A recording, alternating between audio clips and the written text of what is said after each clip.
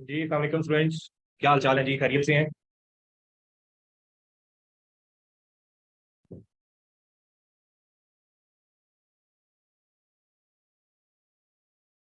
अच्छा जी।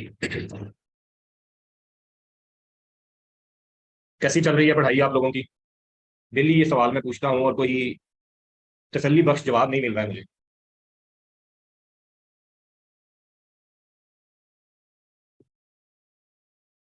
नहीं नासिर साहब, बस बस चलने वाला गुजारा नहीं करना हमने।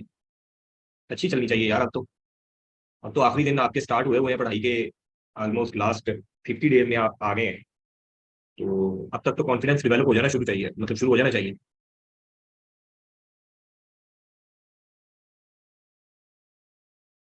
जो भी सब्जेक्ट रेगुलर साथ पढ़ते रहेंगे वही ठीक चलेगा। और अगर आप वेट करेंगे कि लेक्चर कब सर ने खत्म करने हैं, ईद से पहले या ईद के बाद, उसके बाद पढ़ाई शुरू करनी है, तो फिर इसका मतलब है अगले 10-15 दिन जाया करने के लिए हम सोच रहे हैं। जो भी रिवीजन प्लान है जैसा भी है स्टार्ट करें अभी से।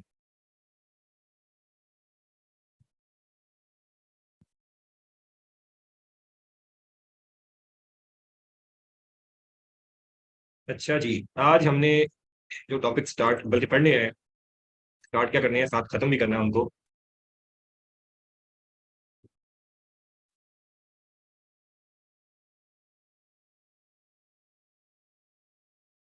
ये जनाब बैंकिंग कंपनीज का ऑर्डिनेंस है 1962 का। हमने जब अपनी कोर्स आउटलाइन देखी थी, आपको याद हो, जो हमारी ग्रिड है एनबीएफसी वाली, उस ग्रिड के अंदर उन्होंने बैंकिंग प्लस इंश्योरेंस दोनों को शामिल किया हुआ है।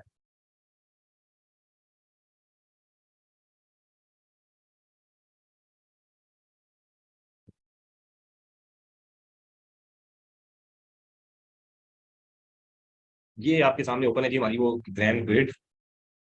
ये हम कंप्लीट कर चुके हैं। बी सी में जब स्पेशलाइज कारपोरेट लॉज में आए थे तो यहाँ पे हमने एनबीएफसी पढ़ लिया था।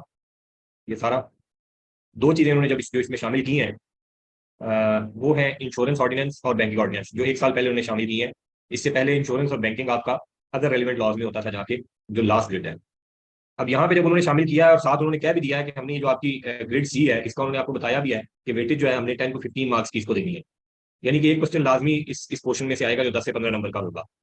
तो अमूमन तो इस एरिया में से वो पहले हमसे पूछता रहा है अपना एनबीएफसी। एनबीएफसी वाला एरिया वो हमसे टेस्ट करता था। हमेशा उसने वही क्वेश्चन उसने पूछे थे। कोई एक आधा उसने क्वेश्चन कभी बैंकिंग में से पूछा था या इंश्योरेंस में से। लास्ट अटेम्प्ट जब आई है ये ग्रिड चेंज होने के बाद, लास्ट अटेम्प्ट जो आई है उसमें उसने बैंकिंग में से 15 मार्क्स का एक क्वेश्चन पूछा है, जिसके दो पार्ट हैं। दो चीजें उसने अलग अलग 8 मार्क्स एंड 7 मार्क्स की पूछी हैं। वो कि उसमें क्वेश्चन के साथ प्रिंसिपली हम एग्री नहीं होते थे कि ये इस तरीके का क्वेश्चन पूछने की जरूरत नहीं है, फॉर्मेलिटी पूरी की है उसने टॉपिक टेस्ट करने में। लेकिन अब उसने पूछ लिया है। आप पढ़ते तो हम पहले भी थे, अब थोड़ा सा गौर से पढ़ के जाना पड़ेगा कि 15 नंबर का जो उसने ये ग्रिड बताया है, इसमें वो जितना एनबीएफसी में से चांसेस है पूछने के, उतने ही चांसेस इंश्योरेंस और बैंकिंग दोनों में से है। तो इन दोनों में से भी वो पूछ सकता है। तो बैंकिंग ऑर्डिनेंस आपके सामने है। बड़ा लंबा चौड़ा ऑर्डिनेंस है। और जब आप उसका साल देखते हैं 1962 है। और मैंने आपको बताया था कि आप जब लॉ जितना पुराना होता जाता है आप वो देखते हैं, तो उतना ज्यादा वो उसकी जो वर्डिंग है वो कम्प्लेक्स होती है।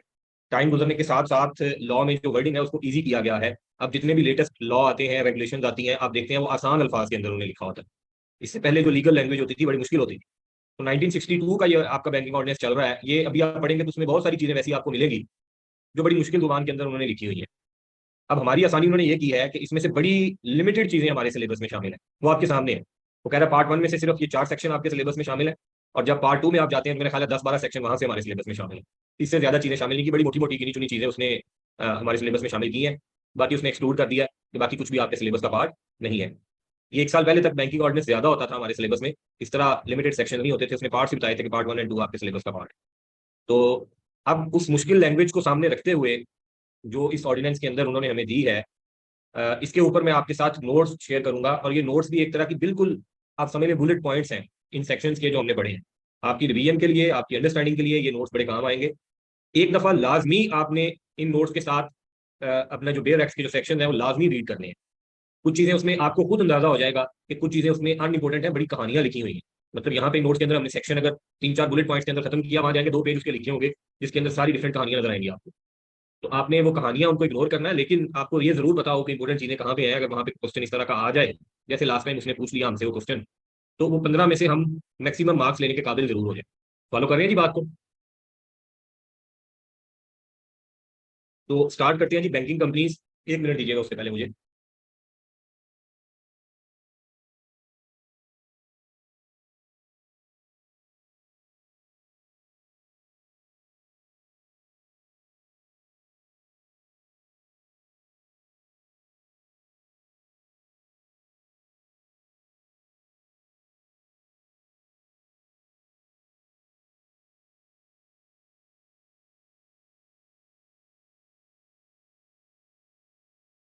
अच्छा जी।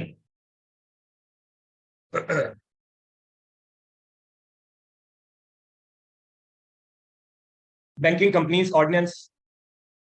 सबसे पहले इसमें जो डिफरेंट डेफिनेशन हैं, कॉन्सेप्ट्स हैं। बैंकिंग, हमें तो पता है बैंकिंग क्या होती है, हमारा ऑलमोस्ट डेली बेसिस पे वास्ता पड़ता है बैंकिंग से। तो वो जो काम हम कर रहे होते हैं, बैंक हमारे पैसे ले रहा होता है, हमें पैसे दे रहा होता है, हम ट्रांजेक्शन कर रहे होते हैं, या उस पैसे को जो डिपॉजिट को पब्लिक से ले रहा है, जहां उसने इस्तेमाल करना है, उसकी एक फॉर्मल लैंग्वेज हमें बताता है। वो कहता है कि बैंकिंग का काम है डिपॉजिट लेना, और इन्हीं डिपॉजिट में से लोगों को उधार के तौर पे पैसे देना। इन्होंने डिपॉजिट एक्सेप्ट करने हैं, किस मकसद के लिए? For the purpose of landing और इन्वेस्टमेंट।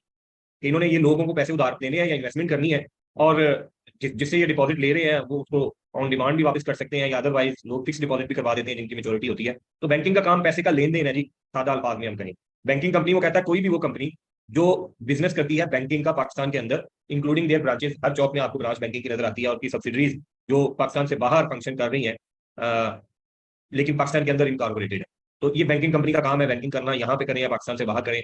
ब्रांच ऑफिस को कहते हैं कोई भी ऐसा ऑफिस जहाँ पे आप सारे बैंकिंग के काम कर रहे हो, डिपॉजिट ले भी रहे हैं, पैसे दे भी रहे हैं, चेक कैश हो रहे हैं, पैसे का लेन देन सारा हो रहा है, उसको हम ब्रांच ऑफिस कहते हैं। अब देखिए हमारे सामने ये सारी चीजें चल रही होती हैं। आप कोई दिन खाली नहीं जाता होगा जब किसी बैंक की ब्रांच में नजर नहीं पड़ती होगी आप। उसकी फॉर्मल डेफिनेशन हमें बता रहा है। इंपॉर्टेंट डेफिनेशन जो हमारे लिए नई आई है यहाँ पे, वो है जनाब आपके लिए डिमांड लाइबिलिटीज। बैंक की जो लाइबिलिटीज होती है दो तरह की होती है, demand liabilities and time liabilities. Demand liabilities होती है वो लाइबिलिटीज, वो कहता है which must be met on demand, कि जब अगला बंदा आपसे डिमांड करेगा आपको ये लाइबिलिटी पे करनी पड़ेगी। और टाइम लाइबिलिटीज वो कहता है वो जो डिमांड लाइबिलिटीज नहीं है। लेकिन दूसरे लफ्जों में अगर हम कहें तो टाइम लाइबिलिटीज में कोई ना कोई टाइम पीरियड होता है, कोई मेच्योरिटी होती है, कि ये पैसा आपके पास पड़ा है, 3 महीने की मेच्योरिटी है, 6 महीने की, साल की, कितनी भी मेच्योरिटी उसकी, वो डिफाइन हो। ऐसा ना हो कि वो बंदा जब आपके पास आए और आपको फौरी तौर पे उसको पे करना पड़े। उसमें कोई ना कोई टाइम आपको पता हो कि अभी 2 महीने की मेच्योरिटी आती है, 2 महीने बाद ही वो आएगा, जब मेच्योरिटी खत्म हो जाएगी उसके बाद ये डिमांड लाइबिलिटी बनती है, कि अब जब भी वो बंदा आएगा आपको उसको देने पड़ेंगे, या मेच्योरिटी होने पे फौरी तौर पे आपको पे करने पड़ेंगे। और डिमांड लाइबिलिटी जिसकी कोई मेच्योरिटी नहीं है आपको देने पड़ेंगे। जिस तरह अब आपने थोड़ा सा टेबल की दूसरी साइड पे बैठ के देखना है, आज तक आपने ये देखा है कि आपने अपने बैंक अकाउंट के अंदर पैसे रखे हुए हैं और पैसा आपका पड़ा हुआ है। अब जरा बैंक के पॉइंट ऑफ व्यू से देखें, अगर उसका कोई डिपॉजिटर पैसे जमा करवा के चला गया, अकाउंट ओपन करवा के, बैंक के लिए एक तो उसके पास कैश आ गया। अब बैंक ने जो कैश लिया है, बैंक की क्या है ये, बैंक के लिए जो उसके डिपॉजिटर ने उसको दिया है, बैंक इसको अपनी लाइबिलिटी के तौर पे देखेगा कि कभी भी वो डिपॉजिटर आ सकता है based on the terms and conditions पे करने के लिए। तो अगर आपका करंट अकाउंट है या इवन सेविंग अकाउंट भी है, आप किसी भी टाइम पे चेक काट के चले जाए बैंक से पैसे लेने, क्या बैंक कभी आपको कहेगा हमारे पास पैसे नहीं है अभी, कल आइएगा या 2 दिन बाद आइएगा? कभी ऐसा हुआ है? हो नहीं सकता ऐसा। क्यों? क्योंकि ये आपकी डिमांड लाइबिलिटी है, आपका हक है, बैंक के लिए डिमांड लाइबिलिटी उनको पे करनी पड़ेगी। टाइम लाइबिलिटी के केस में होता है मेच्योरिटी, या तो मेच्योरिटी होने पे ही लोग जाएंगे कि ये पैसे हमें दे। फॉलो किया जी बात आपने? फॉरेन बैंक कंपनी, वो कहता है वो बैंकिंग कंपनी जो पाकिस्तान के अंदर इनकॉर्पोरेटेड तो नहीं है, लेकिन उनका ब्रांच ऑफिस पाकिस्तान के अंदर काम कर रहा है, उनको लाइसेंस स्टेट बैंक की तरफ से मिला हुआ है बिजनेस करने के लिए। अच्छा जी। अब हमें वो बता रहा है कि आपका कंपनीज ऑर्डिनेंस 1984 भी होता था जो इसके बाद आया था। वो कहते हैं कि ये जो ऑर्डिनेंस के अंदर जो चीजें बताई गई है, अ, ये in addition to companies ordinance है। मतलब बैंकिंग कंपनी आपको, बैंक अगर आपने बैंकिंग का काम करना है तो पहले कंपनी ही बनानी पड़ेगी, और कंपनी बना के आप ऑब्वियसली एससीसीपी के पास रजिस्टर करवाएंगे, फिर लाइसेंस के लिए आप स्टेट बैंक के पास जाएंगे।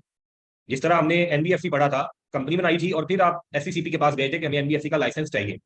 बैंकिंग कंपनीज जो होती हैं, इनका जो रेगुलेटर है पाकिस्तान के अंदर वो स्टेट बैंक है। इन्होंने कंपनी बनानी है और इनको लाइसेंस स्टेट बैंक की तरफ से दिया जाएगा।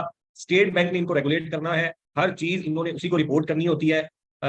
जो इनकी रेगुलेशंस बनाई जाएंगी, इनको रेगुलेट किया जाएगा, उसके लिए जो रूल रेगुलेशन कुछ भी बनाया जाना स्टेट बैंक की तरफ से आएगा। अब ये 1962 का ऑर्डिनेंस है, अभी तक चल रहा है विद सम अमेंडमेंट्स, और बड़ी फ्रीक्वेंट अमेंडमेंट्स भी नहीं इसके अंदर आई इस चेंज करते हैं। हालांकि बैंकिंग 62 में कुछ और होती थी, और अब दुनिया जहान चेंज हो गया। आपके सामने है बैंकिंग, अब आप घर बैठे अपने एक छोटे से मोबाइल के ऊपर सारी बैंकिंग चला रहे होते हैं। इससे पहले ऐसा नहीं होता था। तो बंदे के जेहन में पहला सवाल ये आता है कि क्या तब से यही कहानी चल रही है? 62 से अब तक चेंजेस आ नहीं जाने चाहिए थे? तो अब बेसिकली बैंकिंग को वो कंट्रोल करता है। इस ऑर्डिनेंस से ज्यादा स्टेट बैंक की जो चीजें इंपॉर्टेंट है वो है प्रूडेंशियल रेगुलेशन, जो स्टेट बैंक ने इशू की हुई है। 1 साल पहले तक हमारे सिलेबस का पार्ट थी प्रूडेंशियल रेगुलेशन, कुछ हिस्सा उसमें से उन्होंने शामिल किया था, और वही इंपॉर्टेंट होती थी। उन्होंने मतलब जो अपडेटेड चीजें हैं उसी के अंदर शामिल थी, और बड़ी ऐसी चीजें जो प्रैक्टिकली आप देखते हैं ऑडिट पे जाके, या कल को आपने जॉब करनी है वहां पे भी आप देखेंगे वो प्रूडेंशियल रेगुलेशंस का पार्ट होती थी। एक साल पहले इन्होंने सिलेबस चेंज किया तो प्रूडेंशियल रेगुलेशंस को निकाल दिया और बैंकिंग ऑर्डिनेंस को शॉर्ट करके शामिल कर दिया, जिसकी मुझे अभी तक समझ नहीं आई। हालांकि जो अपडेटेड चीजें हैं लेटेस्ट वो शामिल करनी चाहिए थी।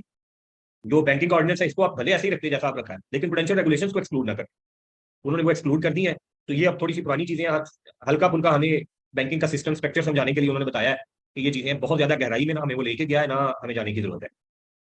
अच्छा जी, सेक्शन 9 के अंदर वो आके हमें बताता है कि कोई भी बैंकिंग कंपनी, सेक्शन 7 के अंदर वो कहता है, मैंने आपको बताया अलाउ किया है, उसके अलावा कोई भी जो बैंकिंग कंपनी है उसको इजाजत नहीं है कि वो कोई डील कर सके या buying and selling of goods, कोई सेल परचेज का काम करे या बार्टर सिस्टम में जाए, इस तरह का वो काम करे। सेक्शन 7 के अंदर उसका कहता है मैंने आपको अलाउ किया। अब मजे की बात है सेक्शन 7 उसने शामिल नहीं की हमारे सिलेबस में, तो हमें परेशान होने की जरूरत नहीं है। आसान सी बात याद रखनी है कि बैंकिंग का काम नहीं होता सेलिंग, बाइंग सेलिंग का काम नहीं होता कि गुड्स की बाइंग सेलिंग शुरू कर दे, कल को ट्रेडिंग का काम शुरू कर। इनका काम डिपॉजिट लेना है, डिपॉजिट देना है। उन डिपॉजिट्स के सिलसिले में अगर कोई सेल परचेज इनको करनी पड़ रही है तो वो करेंगे। लेट्स अज्यूम जैसे लोन इन्होंने दिया था किसी बंदे को, उसके अगेंस्ट उसने अपनी प्रॉपर्टी आपके पास चार्ज क्रिएट करवाया था उसपे, और वो जो चार्ज है वो आपको एक्सरसाइज करना पड़ गया उसके लिए, तो उसके अगेंस्ट जो प्रॉपर्टी आपके पास आई है वो प्रॉपर्टी आप बेच सकते हैं। उसमें रियल एस्टेट का काम भी आ जाएगा, जैसे एनबीएफसी में हमने पढ़ा था उसी तरह का काम। नहीं जी, बैंकिंग कोई ऐसे बैंकिंग का काम ही बेसिकली पेरेंट कंपनी जब बैठी, इनका काम ही डिपॉजिट्स का लेने देने का, फाइनेंशियल सर्विसेज देने के लिए आपको सब्सिडरी बनाए, अपने बिजनेस को सपोर्ट देने के लिए आप सब्सिडरी बना सकते हैं। जैसे एक एग्जांपल मैं दे रहा हूं दोबारा कि आपने कोई चार्ज क्रिएट किया हुआ है प्रॉपर्टी के ऊपर और वो चार्ज एक्सरसाइज करने पड़ जाते हैं आप, तो उस प्रॉपर्टी की मैनेजमेंट के लिए आपको अपनी सब्सिडरी बनाना चाहे तो आप बना सकते हैं। ऐसे नहीं है कि काम आपका बैंकिंग का, आप सब्सिडरी बना के शुगर कंपनी, टेक्सटाइल, फार्मास्यूटिकल चला रहे हो, ये काम नहीं कर सकते आप। वैसे इन्वेस्टमेंट्स की जाती है बैंकिंग की तरफ से, जैसे नॉर्मल कंपनी स्टॉक मार्केट में इन्वेस्ट करती है। अच्छा जी, सेक्शन 13 में आगे वो कहता है कोई भी बैंकिंग कंपनी बिजनेस स्टार्ट नहीं करेगी जब तक वो मिनिमम पेड अप कैपिटल की रिक्वायरमेंट ना पूरी करते हैं, जो state bank time to time determine करता रहेगा।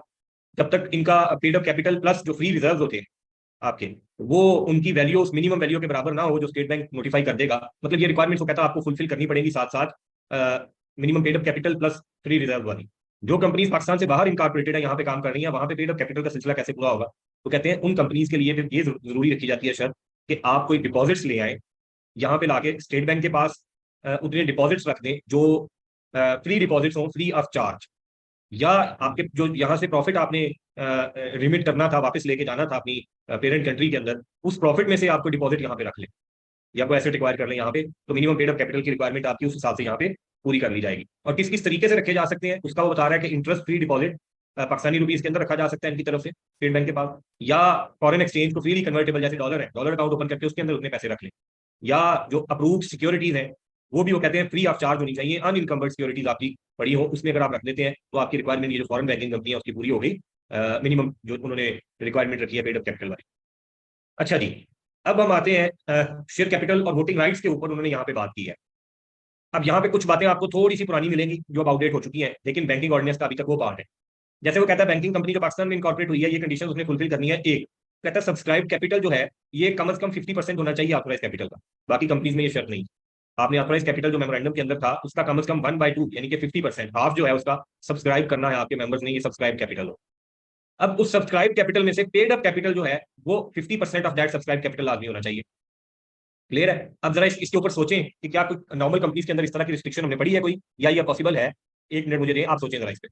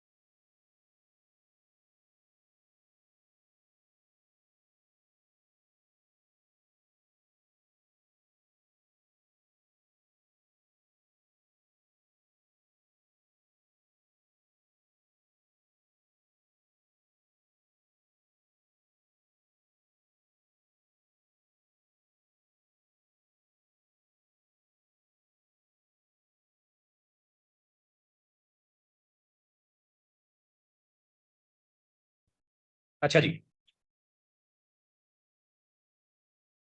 जी जी, रिलेटेड पार्टी वाली रिस्ट्रिक्शन इनके ऊपर अप्लाई होनी है। ये बिल्कुल उसी तरह की उन्होंने चीजें बताई हैं, कंपनीज एक्ट इनके ऊपर एप्लीकेबल है।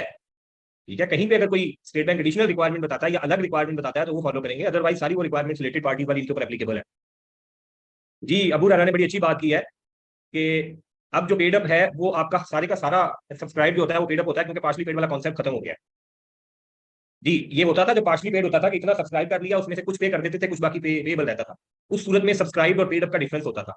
अभी आप जो ऑडिट पे जाते होंगे या कभी आपने फाइनेंशियल देखे होंगे तो आप देखते होंगे वहां पे लिखा, जो आप लाइन आइटम लिखते होते हैं, क्या लिखते होते हैं? Subscribe, issued and paid up capital. वो एक ही लाइन आइटम होती है, सब्सक्राइब, इशूड या पेड अप कैपिटल, आप सेम लिख रहे होते हैं। अब ये कॉन्सेप्ट चेंज हो चुका है, अब पार्शली पेड वाला कॉन्सेप्ट आपका एप्लीकेबल नहीं है। तो अब आपने जब फॉलो करनी है बात, तो यहाँ पे उन्होंने बताया कि सब्सक्राइब आपका कैपिटल, ऑथराइज कैपिटल का 50% होना चाहिए, तो ये तो लाजमी शर्त है। लेकिन जब पार्शली पेड का कॉन्सेप्ट कंपनीज एक्ट ने खत्म कर दिया है, तो इसका मतलब है अब आपका सब्सक्राइब और पेड अप का जो डिफरेंस है आपस में खत्म हो जाएगा। दूसरा, वो कहते हैं जब आपने शेयर इशू करने हैं तो ऑर्डिनरी और प्रेफरेंस दोनों हो सकते हैं, लेकिन जो प्रेफरेंस शेयर आपने इशू करने हैं ये होंगे आपके perpetual non cumulative preference shares. इसके अलावा प्रेफरेंस शेयर्स आप कोई इशू नहीं कर सकते, बैंकिंग जो है जिसको आपने इक्विटी का पार्ट बनाना है, perpetual non cumulative preference shares होंगे ऑर्डिनरी शेयर्स के साथ, अगर को आप दूसरे इशू करना चाहते हैं। वोटिंग राइट्स वो कहते हैं स्ट्रिक्टली प्रोपोर्शनेट होंगे, पेड अप कैपिटल जो उनकी तरफ से दिया गया, ये ना भी बात हमें बताता तो हमें पता था। ये बात बार बार लॉ में इसलिए आती है कि पहले पेड अप अमाउंट आपकी डिफरेंट होती थी, तो उसकी बेस पे कहता होता है कि पेड अप के साथ आपने देखना है वोटिंग राइट्स क्या है, तो ऑब्वियसली जितने जिसके पास शेयर हैं उसी के हिसाब से उसके वोटिंग राइट्स होंगे। अब जो सबसे इंपॉर्टेंट बात उसने बताई है, जी इसकी बात कर रही है, उन्होंने कहा है देखिए इस तरह की रिस्ट्रिक्शन कंपनीज एक्ट में तो नहीं लगाई थी उन्होंने, कोई भी आप शेयर इशू करना चाहते हैं करें, ऑर्डिनरी शेयर्स तो कितनी भी क्लासेस के हों ऑर्डिनरी शेयर्स होंगे। जब आप प्रेफरेंस शेयर्स पे आए थे तो उन्होंने कहा था कि प्रेफरेंस शेयर्स भी कंपनी इशू कर सकती हैं। यहाँ पे वो कह रहा है बैंकिंग कंपनी ने जो इशू करने हैं वो perpetual non cumulative preference share होने चाहिए। जब हम अकाउंटेंट्स की दुनिया में जाके देखते हैं तो हम सोचें जरा कौन से प्रेफरेंस शेयर होते हैं जिनको आप इक्विटी का पार्ट बनाते हैं। यहाँ पे हम कैपिटल की बात कर रहे हैं ना, इक्विटी की बात कर रहे हैं। सोचें जरा हम कौन से प्रेफरेंस शेयर होते हैं जिनको हम इक्विटी का पार्ट बनाते हैं। क्या पीरियोडिक प्रेफरेंस शेयर इक्विटी का पार्ट होंगे? एग्जैक्टली जो इररिडीमेबल है, यानी कि परपेचुअल नेचर के हैं, पीरियोडिक नहीं है। और दूसरा, क्या क्यूमुलेटिव हो सकते हैं आपके जो इक्विटी का पार्ट बना रहे होते हैं? क्या उसमें आपने कभी शर्त रखी है कि फिक्स? सबसे पहले निशानी डेट की होती है, आप उसके ऊपर फिक्स कर देते हैं 7% क्यूमुलेटिव या non cumulative preference share issue किए हैं। वो 7% का मतलब क्या होता है? उसके स्टार्ट में जो लगाया जाता है इनके, इसके ऊपर इतना रेट हमने देना है। अगर क्यूमुलेटिव है तो एक साल में नहीं दिया, दूसरे में जाके 14 दें। क्या आप इक्विटी का पार्ट बनाते हुए आप बनाएंगे इसको इस तरह का जो डेट की नेचर का होगा? एक्सप्लिसिटली उसने ये बात बता दी कि परपेचुअल होना चाहिए, यानी कि नॉन रिडीमेबल, इररिडीमेबल जिसको हम कहते हैं, और नॉन क्यूमुलेटिव होना चाहिए। ये सारी शराइत होती हैं आपकी इक्विटी का पार्ट बनने के लिए प्रेफरेंस शेयर्स। क्लियर है? अच्छा, अब इंपॉर्टेंट बात जो उन्होंने नई यहाँ पे बताई है, वो कहता है जो पर्सन कोई भी एक बंदा, उसके जो वोटिंग राइट्स हैं किसी एक शेयर होल्डर के, वो 5% से ज्यादा नहीं होने चाहिए टोटल वोटिंग राइट्स। ये एक रिस्ट्रिक्शन उन्होंने यहाँ पे आके लगाई है, और एक्सेप्शन दिया कि फेडरल गवर्नमेंट या प्रोविंशियल गवर्नमेंट ज्यादा शेयर रख सकती है, लेकिन कोई इंडिविजुअल, नेचुरल या आर्टिफिशियल पर्सन 5% से ज्यादा वोटिंग राइट एक बैंकिंग कंपनी में एक बंदे के पास नहीं होनी चाहिए। आगे एक्सप्लेन कर रहा है कि अगर किसी बंदे के पास 5% या उससे ज्यादा शेयर है बैंकिंग कंपनी में, तो उसको पहले एक अप्रूवल लेनी पड़ेगी स्टेट बैंक से कि 5% से ज्यादा शेयर होल्डिंग में मैं जा रहा हूँ। और स्टेट बैंक उसको इजाजत देगा अगर वो फिट एंड प्रॉपर क्राइटेरिया पे पूरा उतरता होगा वो बंदा। उसका एक अलग से टेस्ट है जो कि हमारे सिलेबस का पार्ट नहीं है। स्टेट बैंक ने जो क्राइटेरिया रखा है फिट एंड प्रॉपर का, उस पर पूरा उतरता होगा तो उसको इजाजत दी जाएगी कि 5% या उससे ज्यादा के शेयर वो रख सकता है। लेकिन कल को अगर स्टेट बैंक ऑब्जर्व करता रहेगा, स्टेट बैंक को अगर लगा कि ये बंदा सब्सिक्वेंट पीरियड के अंदर जाके, उसके बाद जाके फिट एंड प्रॉपर के टेस्ट के ऊपर पूरा नहीं उतरता, तो स्टेट बैंक उसको कह सकता है कि अपनी शेयर होल्डिंग 5% से नीचे लेके जाओ। जिसको आपने हमसे परमिशन लेके या हमसे परमिशन लिए बगैर अगर 5% पे लेके गए थे, अगर परमिशन नहीं ली तो स्टेट बैंक आपको स्ट्रेट फॉरवर्ड कह सकता है ये शेयर डिस्पोज ऑफ करें।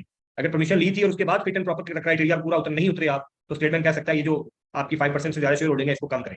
नहीं करते उसके लिए स्टेट बैंक ऑर्डर इशू कर सकता है, उसको कह सकता है कि रिड्यूस करें या इसको जो आपने इन्वेस्टमेंट की है इसको सेल करें या ट्रांसफर करें, किसी और फिट एंड प्रॉपर पर्सन के नाम पे ट्रांसफर करें अपनी शेयर होल्डिंग, जो टाइम पीरियड स्टेट बैंक की तरफ से डिफाइन कर दिया जाएगा।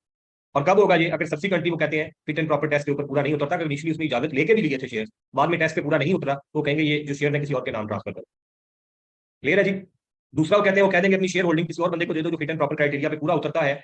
अगर स्टेट बैंक को लगे कि ये बैंक और उसके डिपॉजिटर्स के हक में बेहतर है, स्टेट बैंक इस पे कोई इंटरम ऑर्डर भी इशू कर सकता है, और वो ऑर्डर के मुताबिक फिर आपको ट्रांसफर करने पड़ेंगे ये जो शेयर हैं किसी और के नाम पे। स्टेट बैंक रिस्ट्रिक्ट भी कर सकता है इनके ऊपर जो वोटिंग राइट्स हैं, अगर मीनवाइल जब तक ट्रांसफर नहीं होते वो कहते हैं वोटिंग राइट्स इसके ऊपर यूज नहीं कर सकते। अगर नॉन कंप्लाइंस कर रहे हैं आप, तो स्टेट बैंक खुद भी इन शेयर्स को डिस्पोज ऑफ कर सकता है। वो पीएसएक्स के थ्रू या पब्लिक ऑप्शन के थ्रू इसको सेल कर सकता है अगर आप उसकी बात नहीं मान रहे। देखिए कितनी स्ट्रॉन्ग किस्म की पावर स्टेट बैंक के पास आ गई है कि आपको उसने कहा डिस्पोज ऑफ करें या किसी और फिट एंड प्रॉपर पर्सन के नाम पे ट्रांसफर करें, आपने नहीं किया, स्टेट बैंक खुद आ गया सेल करने के लिए, तो पीएसएक्स या पब्लिक ऑप्शन के थ्रू सेल कर देंगे। और जो ऑर्डर है स्टेट बैंक का, जो इंटरम ऑर्डर है, उसके अंदर और चीजें भी शामिल हो सकती हैं। मसलन जितने अरसे के लिए स्टेट बैंक ने कोई इंटरम ऑर्डर इशू किया या उस पर कोई प्रोसीडिंग्स चल रही है, वो कहेंगे इसके ऊपर कोई डिविडेंड ना दिया जाए। ना कैश डिविडेंड ना स्टॉक डिविडेंड, मतलब ना को बोनस इशू किया जाए उसके ऊपर, ना वो कैश दिया जाए। फर्दर इशू कर रहे हैं तो उसके ऊपर फर्दर शेयर्स भी नहीं मिलेंगे। जिस तरह की रिस्ट्रिक्शन कंपनी एक्ट में पड़ी थी, तो इस तरह की रिस्ट्रिक्शन आपके ऊपर लग सकती है स्टेट बैंक की तरफ से, अगर 5% से ऊपर जाए और फिट एंड प्रॉपर के क्राइटेरिया भी आप पूरा ना उतरे। स्टेट बैंक को कहता है किसी बैंकिंग कंपनी को ऑर्डर इशू कर सकता है कि अपना जो पेड अप कैपिटल है इसको इंक्रीज करे, किसी भी पॉइंट ऑफ टाइम को कह सकते हैं पेड अप कैपिटल इंक्रीज करें, इतना टाइम पीरियड है इसके दौरान इसके अंदर अंदर अपना पेड अप कैपिटल इंक्रीज करें, हालात को सामने रखते हुए। अब थोड़ी सी नेचर ऑफ बिजनेस को आपने समझना है कि बैंकिंग का जो काम है वो पैसे का लेन देन होता है, और यहाँ पे आपने जो स्टेट बैंक हमारा बैठा होता है इसमें सबसे ज्यादा जिस चीज का जिनके इंटरेस्ट का ख्याल करना होता है वो डिपॉजिटर्स होते हैं। जिस तरह लिस्टेड कंपनी में हमने देखा था शेयर होल्डर्स होते हैं, पब्लिक का पैसा लगा होता है, तो कितनी उसके ऊपर रिस्ट्रिक्शन ज्यादा होती है। बैंकिंग में जब आप आते हैं तो यहाँ पे डिपॉजिटर्स का पैसा शेयर होल्डर्स से ज्यादा होता है, पेड अप कैपिटल बैंक का थोड़ा सा होता है, लेकिन डिपॉजिट जो लोग आते हैं वो बिलियंस में होते हैं, तो उनके राइट्स का ख्याल किया जाता है स्टेट बैंक की तरफ से। उसके लिए कुछ रिक्वायरमेंट्स भी होती हैं, कुछ लिक्विडिटी रिक्वायरमेंट्स होती हैं, कुछ आपने पैसा पूरा रखना है, कुछ इक्विटी की रिक्वायरमेंट्स है वो पूरी रखनी है आपने। इसलिए स्टेट बैंक किसी टाइम पे कह सकता है पेड अप कैपिटल अपना बढ़ाए, ये रिक्वायरमेंट है और आपको बढ़ाना पड़ेगा। सेक्शन 11 में आके कुछ लोगों के बारे में बताता है कि आपने कोई मैनेजिंग एजेंट अपॉइंट नहीं करना, या उसको अपना इंप्लॉय नहीं रखना। जिस तरह कोई मैनेजिंग डायरेक्टर रखा होता है उन्होंने, कहते हैं अगर उस बंदे को इंसॉल्वेंट डिक्लेयर किया गया है या उसने अपने क्रेडिटर्स के साथ एग्रीमेंट किया था, यानी कि उसने पैसे पे नहीं किए जो उसके जिम्मे थे, तो उसको आप इंप्लॉयमेंट में भी नहीं रख सकते, मैनेजिंग एजेंट के तौर पे भी अपॉइंट नहीं कर सकते उसको। अगर उसको कन्विक्टेड है वो किसी क्रिमिनल कोर्ट ऑफ ऑफेंस, कोई भी किसी किस्म का जुर्म उसने किया है, तो आप उसको अपना इंप्लॉय नहीं रख सकते अगर वो जुर्म उसके ऊपर साबित हो गया है। अगली बात वो कहते हैं रेम्यूनरेशन आपने उसको कमीशन की फॉर्म में नहीं देनी है, या प्रॉफिट के अंदर शेयरिंग के तौर पे आपने नहीं रखना कि एमडी आ गया तो उसको हम कमीशन के तौर पे देते हैं कि जितना बैंकिंग का बिजनेस बढ़ता जाएगा उसमें से 5% हम आपको देंगे, या इस साल के प्रॉफिट में से इतने परसेंट हम आपको देंगे, आपकी रेम्यूनरेशन है। कमीशन या प्रॉफिट शेयरिंग बेसिस के ऊपर आपने किसी को भी एम्प्लॉय नहीं रखना। इसकी कोई रिस्ट्रिक्शन अपना एक्सेप्शन है, बैंकिंग कंपनी बोनस पे कर सकती है, तो सेटलमेंट अवार्ड दे सकती है। कोई इंडस्ट्रियल डिस्प्यूट्स होते हैं जिस तरह के, उसको अगर सेटल किया जाए उन डिस्प्यूट्स के रेलिवेंट लॉज के तहत, तो उस केस में उनको कोई वन टाइम बोनस या बिजनेस के पॉइंट ऑफ व्यू से जो फिक्स की जाएगी अमाउंट को दी जा सकती है। या किसी ब्रोकर को, जो आप थर्ड पार्टी का बंदा को हायर करते हैं किसी भी मकसद के लिए जो उन्होंने बताया आगे काम करने के लिए कॉन्ट्रैक्ट पे, उसको आप कमीशन की बेस पे आप रख सकते हैं। जैसे रिकवरी पे कह दिया जाता है कि रिकवरी करें 10% आपका, वो फिर थर्ड पार्टी आपकी हायर की जाती है। फिर कहते हैं banking company shall not be managed by any person, यानी कि कोई ऐसा बंदा इसकी मैनेजमेंट का पार्ट नहीं होगा जो किसी और कंपनी के अंदर डायरेक्टर है, not being the subsidiary of banking company, यानी कि बैंकिंग की सब्सिडरी में हो सकता है लेकिन किसी और कंपनी में डायरेक्टर नहीं हो सकता अगर आप उसको अपनी एम्प्लॉयमेंट में लेके आ रहे हैं, except with the prior approval of state bank. State bank से इजाजत लेने तो हो सकता है, अदरवाइज आपको इजाजत नहीं है। स्टेट बैंक से इजाजत लेके आप इस तरह की अपॉइंटमेंट कर सकते हैं। किसी और बिजनेस के अंदर वो इन्वॉल्व ना हो, कोई और काम ना कर रहा हो जिसको आपने अपनी मैनेजमेंट के अंदर पार्ट बंदा बिठाया है। दूसरा, आपने जब उसके साथ एग्रीमेंट करना है, खासतौर पे जब मैनेजमेंट पोजीशन के ऊपर लोग लेके आते होते हैं, तो बैंकिंग के अंदर थोड़ा सा स्ट्रक्चर चेंज होता है। आपका जो एमडी ऊपर बैठा होता है, जो बैंकिंग का बिजनेस हेड होता है, डिफरेंट बैंक के अंदर डिफरेंट डेजिग्नेशन उसको नाम दिया जाता है, तो उसको एग्रीमेंट के तहत आप इंप्लॉय लेके आते हैं। तो कहते हैं एक टाइम पे उसके साथ 5 साल का एग्रीमेंट मैक्सिमम कर सकते हैं, 5 साल से ज्यादा एग्रीमेंट नहीं कर सकते। 5 साल बाद उसको रिन्यू किया जा सकता है उस एग्रीमेंट को, लेकिन 5 साल का मैक्सिमम एग्रीमेंट होगा आपका उस एग्जेक्टिव के साथ जिसको आप बिजनेस को मैनेज करने के लिए लेके आते हैं। क्लियर है जी? अच्छा जी, अगली रिक्वायरमेंट आई है रिजर्व फंड वाली। आसान सी रिक्वायरमेंट है, आप इसको पढ़ेंगे तो आपको याद आएगा, कहीं पे हमने इससे पहले पढ़ी हुई है। वो कहता है हर बैंकिंग कंपनी जो पाकिस्तान के अंदर काम कर रही है, इन्होंने एक रिजर्व फंड क्रिएट करना है, और उस रिजर्व फंड में एक प्रॉफिट की परसेंटेज इन्होंने क्रेडिट करनी है। वो परसेंटेज कितनी होनी चाहिए? जो एनुअल अकाउंट के अंदर आपकी रिक्वायरमेंट है, सॉरी अपना प्रॉफिट है, उसका एक सर्टेन परसेंटेज आपने रिजर्व फंड के अंदर लेके जाना है। जी, एनबीएफसी भी फाइनेंशियल इंस्टीट्यूशन था, उन्होंने शर्त रखी थी, बैंक भी फाइनेंशियल इंस्टीट्यूशन है तो उस तरह की शर्त उन्होंने यहाँ पे आके रखी है। कितनी रिक्वायरमेंट है? वो कहते हैं अगर उस फंड के अंदर प्लस शेयर प्रीमियम अकाउंट, इन दोनों जो आपके बैलेंसेज हैं इनको ऐड किया जाए और ये पेड अप कैपिटल से अगर कम है, तो फिर आपको हर साल का प्रॉफिट का 20% वहां पे क्रेडिट करना पड़ेगा। अगर आपकी अमाउंट उस फंड में प्लस शेयर प्रीमियम अकाउंट में ऐड करके पेड अप कैपिटल के बराबर या उससे ज्यादा हो चुकी है, तो फिर आपको 10% अपने प्रॉफिट का देना पड़ेगा। तो ये परसेंटेज आपने याद रखनी है, सेक्शन 21 इंपॉर्टेंट है, आपसे पूछा जा सकता है कैलकुलेशन के पॉइंट ऑफ व्यू से। फिर कहते हैं अगर कोई प्रोपरेशन आपने की है, मतलब कोई डिस्ट्रीब्यूशन की है उस रिजर्व फंड में से या शेयर प्रीमियम अकाउंट में से, तो आपने स्टेट बैंक को बताना है विद इन 21 डेज, और उसके बाद ऑब्वियसली आपको दोबारा से इस अमाउंट को पूरा करना पड़ेगा जब अगले साल का प्रॉफिट आपके पास आएगा। अच्छा जी, नेक्स्ट आ गया कैश रिजर्व। कैश रिजर्व में कहते हैं हर जो बैंकिंग कंपनी है उसने कैश रिजर्व भी अपने पास मेंटेन करना है। अब आप सोचें कैश रिजर्व मेंटेन करने का मकसद क्या होता है? आपकी जो लाइबिलिटीज होती है वो आपने पे ऑफ करनी होती है, और डिमांड लाइबिलिटीज जो है उनके लिए पैसा आपके पास मौजूद होना चाहिए, एक सर्टेन परसेंटेज उन्होंने बताई है।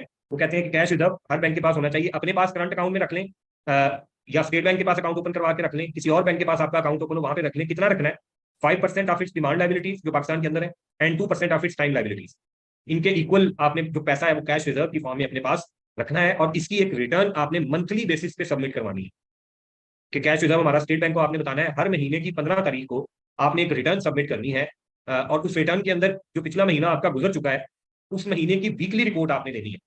और वीकली रिपोर्ट को कहता है हर थर्सडे पे आपने बताना है कि हमारे पास हमारी डिमांड और टाइम लाइबिलिटीज कितनी थी, और उसके अगेंस्ट हमने जो कैश रिजर्व है वो कितना रखा। अब जरा सोचे थर्सडे क्या है? नहीं, दोनों की एंड जी, सम इक्वल टू, इन दोनों का सम होगा डिमांड लाइबिलिटीज का 5% और टाइम लाइबिलिटीज का 2%, दोनों ऐड होंगे। तो हर थर्सडे की रिपोर्ट आपने देनी है जनाब, अगले महीने में जाके। अब थर्सडे क्यों बताया, जरा सोचें।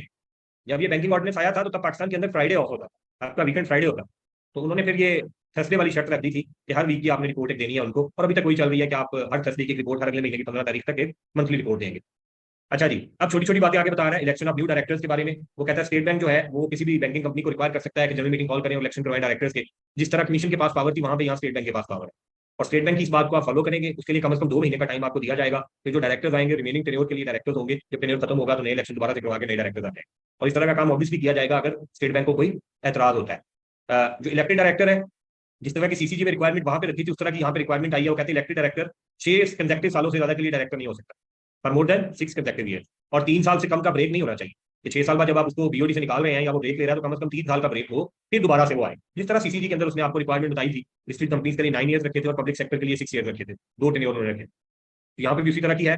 री इलेक्शन के लिए वो तब एलिजिबल होगा अगर 3 साल का टाइम उसको गुजर चुका होगा। ये रिक्वायरमेंट आपके चीफ एग्जीक्यूटिव ऑफिसर या स्टेट बैंक की तरफ से जो नॉमिनेटेड होता है बंदा, उसके ऊपर एप्लीकेबल नहीं है जनाब। अब इस तरह की जब स्पेसिफिक बात आए तो वो आपने याद रखनी है, और इनको जब आप अपना वो डेयर एक्ट पढ़ेंगे तो वहां पे उस लंबी चौड़ी कहानी के अंदर भी आपने हाईलाइट कर देना है जाके कि बुक के अंदर ये चीजें कहाँ पे लिखी हुई।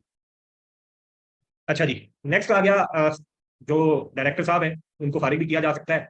डायरेक्टर साहब कहते हैं कि अपना जो ऑफिस है खाली कर देंगे, या सीट उनके जो पोजीशन है वो खत्म हो जाएगी अगर उन्होंने कोई इंस्टॉलमेंट या लोन पे नहीं किया जो बैंक से लिया हुआ था, या जो काम उन्होंने अंडरटेकिंग दी थी इन राइटिंग कंपनी के साथ कि ये काम करने हैं, वो अपनी ड्यूटी को परफॉर्म नहीं कर सके, तो उनका ऑफिस खत्म हो जाएगा। जिस तरह हमने कंपनीज एक्ट में पढ़ा था कि शैल बी डीम्ड कि उसका ऑफिस खत्म हो चुका है, तो वेकेट कर दिया उसने, तो इसी तरह यहाँ पे होगा। और इस तरह की जो नॉन कंप्लाइंस है वो कहते हैं 1 महीने के लिए मुसलसल जारी रहे, नोटिस देने के बावजूद ना इंस्टॉलमेंट दे रहा है ना उसने वो काम किया है जो जो एग्रीमेंट उसके साथ हुआ था, तो वो भाई साहब अपनी पोजीशन से फारिग हो जाएंगे। सेक्शन 19 आपको एक अलग किस्म की रिक्वायरमेंट बैंकिंग कंपनी के अंदर बताता है आपके। वो रिक्वायरमेंट क्या है जी, डिविडेंड की पेमेंट की रिक्वायरमेंट है। वो कहते हैं बैंकिंग कंपनी ने जो डिविडेंड पे करना है, ये अमूमन उन कंपनीज के केस में होता है जो नई बैंकिंग कंपनी बनी है। आपने जो डिविडेंड पे करना है, वो कहता है जब तक आपके जो कैपिटलाइज्ड एक्सपेंसेस हैं उसको आप राइट ऑफ ना कर दें कंप्लीटली, तब तक आपने डिविडेंड नहीं देना। अब कैपिटलाइज्ड एक्सपेंसेस के अंदर कौन कौन से, वो जो प्रीलिमिनरी एक्सपेंसेस होते हैं, ऑर्गेनाइजेशन एक्सपेंसेस, शेयर सेलिंग का कमीशन है, ब्रोकरेज है, कोई आपके स्टार्ट में लॉस जब इनकर हुए थे तब तक आपके क्यूमुलेटिव लॉस चल रहे हैं, तब तक आपने डिविडेंड नहीं देना। इस तरह की शर्त उन्होंने रखी है कि ये आप एक्सपेंस जब तक अपने पूरे राइट ऑफ ना कर दें, इनके पैसे पूरे ना कर लें, तब तक आपने डिविडेंड पे नहीं करना है। अच्छा, अब इसकी कुछ एक्सेप्शन उसने आपको दी है। वो कहते हैं बैंकिंग कंपनी डिविडेंड पे कर सकती है विदाउट राइटिंग ऑफ। क्या राइट ऑफ किए बगैर पे कर सकती है? Depreciation in the value of investment. यहाँ पे वो वर्ड डेप्रिसिएशन का यूज कर रहा है। आम हालात में अब जो हम इसके लिए इन्वेस्टमेंट्स जो आपने की होती हैं, जिनको आप फेयर वैल्यू के ऊपर कर रहे होते हैं अकाउंट फॉर, तो उसमें हम इसको फेयर वैल्यू का गेन या लॉस कहते होते हैं। पहले वो इसकी जो टर्म यूज करता था वो डेप्रिसिएशन थी। और वो कब, वो क्या कहता है, वो कहता है आप उसको अकाउंट फॉर किए बगैर डिविडेंड पे कर सकते हैं कौन सी सिक्योरिटीज के अंदर? Approved securities. अगर अप्रूव्ड सिक्योरिटीज में आपने इन्वेस्टमेंट की है और उनमें कोई फेयर वैल्यू का लॉस हो गया आपको, जो कि अभी तक एक्चुअली अकाउंट फॉर नहीं किया आपने लॉस के तौर पे, नॉट एक्चुअली बीइंग कैपिटलाइज्ड, मतलब अभी अनरिकॉग्नाइज्ड आपका लॉस है, इसलिए डेप्रिसिएशन का वर्ड यूज कर रहा है। तो उसको अकाउंट फॉर किए बगैर मतलब वो जो लॉस है वो आप अपनी बुक्स में अगर आ भी रहा है आपके, तो एक्चुअली तो आपने अभी तक उसको रिकॉग्नाइज नहीं किया, तो डिविडेंड आप पे कर सकते हैं उसको अकाउंट फॉर किए बगैर, अगर अप्रूव्ड सिक्योरिटीज में आपने इन्वेस्टमेंट की थी। और अगर अप्रूव्ड सिक्योरिटीज में इन्वेस्टमेंट नहीं थी, तो उस केस में भी आप उसको अकाउंट फॉर किए बगैर कर सकते हैं अगर आपका ऑडिटर सेटिस्फाई हो जाए। दोनों पॉइंट्स में डिफरेंस क्या है? अप्रूव्ड सिक्योरिटीज में ऑडिटर की कोई शर्त नहीं है, और जो नॉट अप्रूव्ड सिक्योरिटीज है उसमें ऑडिटर का सेटिस्फाई होना जरूरी है कि अगर वो कह दे क्योंकि आप डिविडेंड पे करें, जो लॉस आपने रिकॉग्नाइज नहीं किया है, कोई इतना बड़ा लॉस नहीं है, अगले साल में ये फेयर वैल्यू गेन भी हो सकता है आपका, तो आप पे करेंगे। बैड डेट्स के केस में कहता है कि आपने अगर प्रोविजन अकाउंट फॉर कर लिया उसकी, ऑडिटर को सेटिस्फाई कर दिया उसके ऊपर, तो उसको आपको देने की जरूरत नहीं है, उसको अकाउंट फॉर किए बगैर आप डिविडेंड पे कर सकते हैं। जी मैं बताता हूँ आप।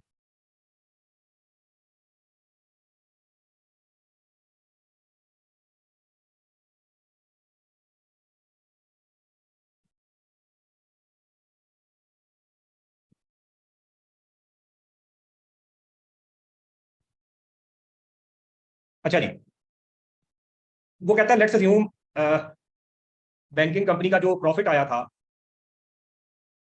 वो आया जवाब हमारा 100 मिलियन का।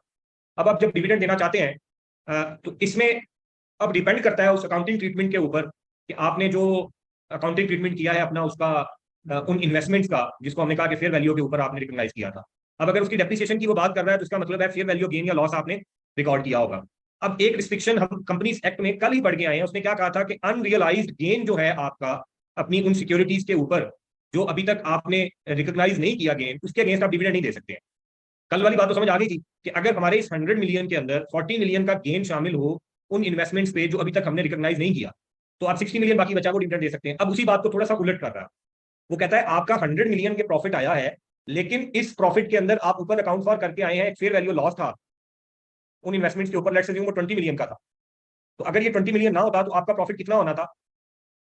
120। तो कहता है अगर आपका ऑडिटर सेटिस्फाइड है, ये 20 आपका एक्चुअली तो रिकॉग्नाइज नहीं हुआ है, तो आपने बुक्स के अंदर अभी ट्रीटमेंट उसका किया है, लेकिन सिक्योरिटीज आपके पास पड़ी हुई है।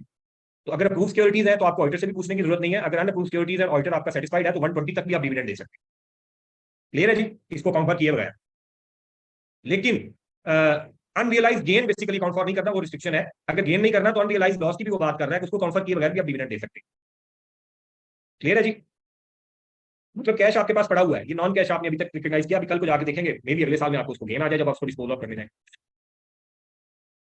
अच्छा जी, आगे उसने कोई मिनिमम कैपिटल और कैपिटल एडिक्वेसी रेशियो की रिक्वायरमेंट रखी है, वो भी टाइम टू टाइम जो स्टेट बैंक की तरफ से अपना डिफाइन की जाएंगी। फिर जनाब लोन एंड एडवांसेस के ऊपर एक रिस्ट्रिक्शन उन्होंने बताई है। अब यहाँ पे एक इंपॉर्टेंट बात आई है, तो कहते हैं कोई भी बैंकिंग कंपनी लोन या एडवांस नहीं देगी against the security of its own share. छोटी सी बात है, लेकिन पूरा सिनेरियो बन सकता है इसमें कि एमसीबी से आप लोन लेने गए और एमसीबी ने कहा सिक्योरिटी क्या देंगे, आपने कहा मैंने एमसीबी के शेयर खरीदे हुए स्टॉक मार्केट से, वही आप रख लें अपने पास। एक्सप्लिसिटली रोक दिया उन्होंने, कोई भी बैंकिंग कंपनी अपने ही शेयर्स के अगेंस्ट कोई लोन नहीं दे सकती। ये याद रखना है आपने, छोटी सी बात है लेकिन याद रखनी, पल्ले बांध लें। अपने ही शेयर्स के अगेंस्ट आप सिक्योरिटी नहीं दे सकते कि आप अपने शेयर इशू करी जा रहे हैं, आपके ही मेंबर्स हैं, आपके आपसे आके अपनी शेयर्स के अगेंस्ट लोन ले जा रहे हैं, तो ये काम आपने नहीं करना। रोक दिया उन्होंने, रोक दिया। आपके शेयर्स के अगेंस्ट अपने ही इशूड शेयर्स हैं, उसको सिक्योरिटी के तौर पर अपने पास रखी जाएंगे। कल को अगर इस सिक्योरिटी को एक्सरसाइज करना पड़ गया तो क्या अपने ही शेयर्स आप अपने नाम पे वापस ट्रांसफर करेंगे? नासिर साहब क्या ख्याल है? एमसीबी के पास शेयर्स आए हैं एमसीबी के सिक्योरिटी के तौर पर, और नासिर साहब ने साल बाद कह दिया मेरे पास पैसे नहीं है, मैं तो नहीं दे रहा। ट्रेडी शेयर जब आपने बनाने हैं उसमें उन्होंने ऑप्शन आपको बायबैक का वहां पे बखरा दिया, तो कहते हैं हम इस ट्रेडी शेयर के रोले में पड़ना ही नहीं चाहते, इसलिए आपके ऊपर पाबंदी है, अपने शेयर्स के अगेंस्ट आप लोन नहीं ले। किसी भी किस्म की कंप्लेक्सिटी में कल को जाने की जरूरत ही नहीं।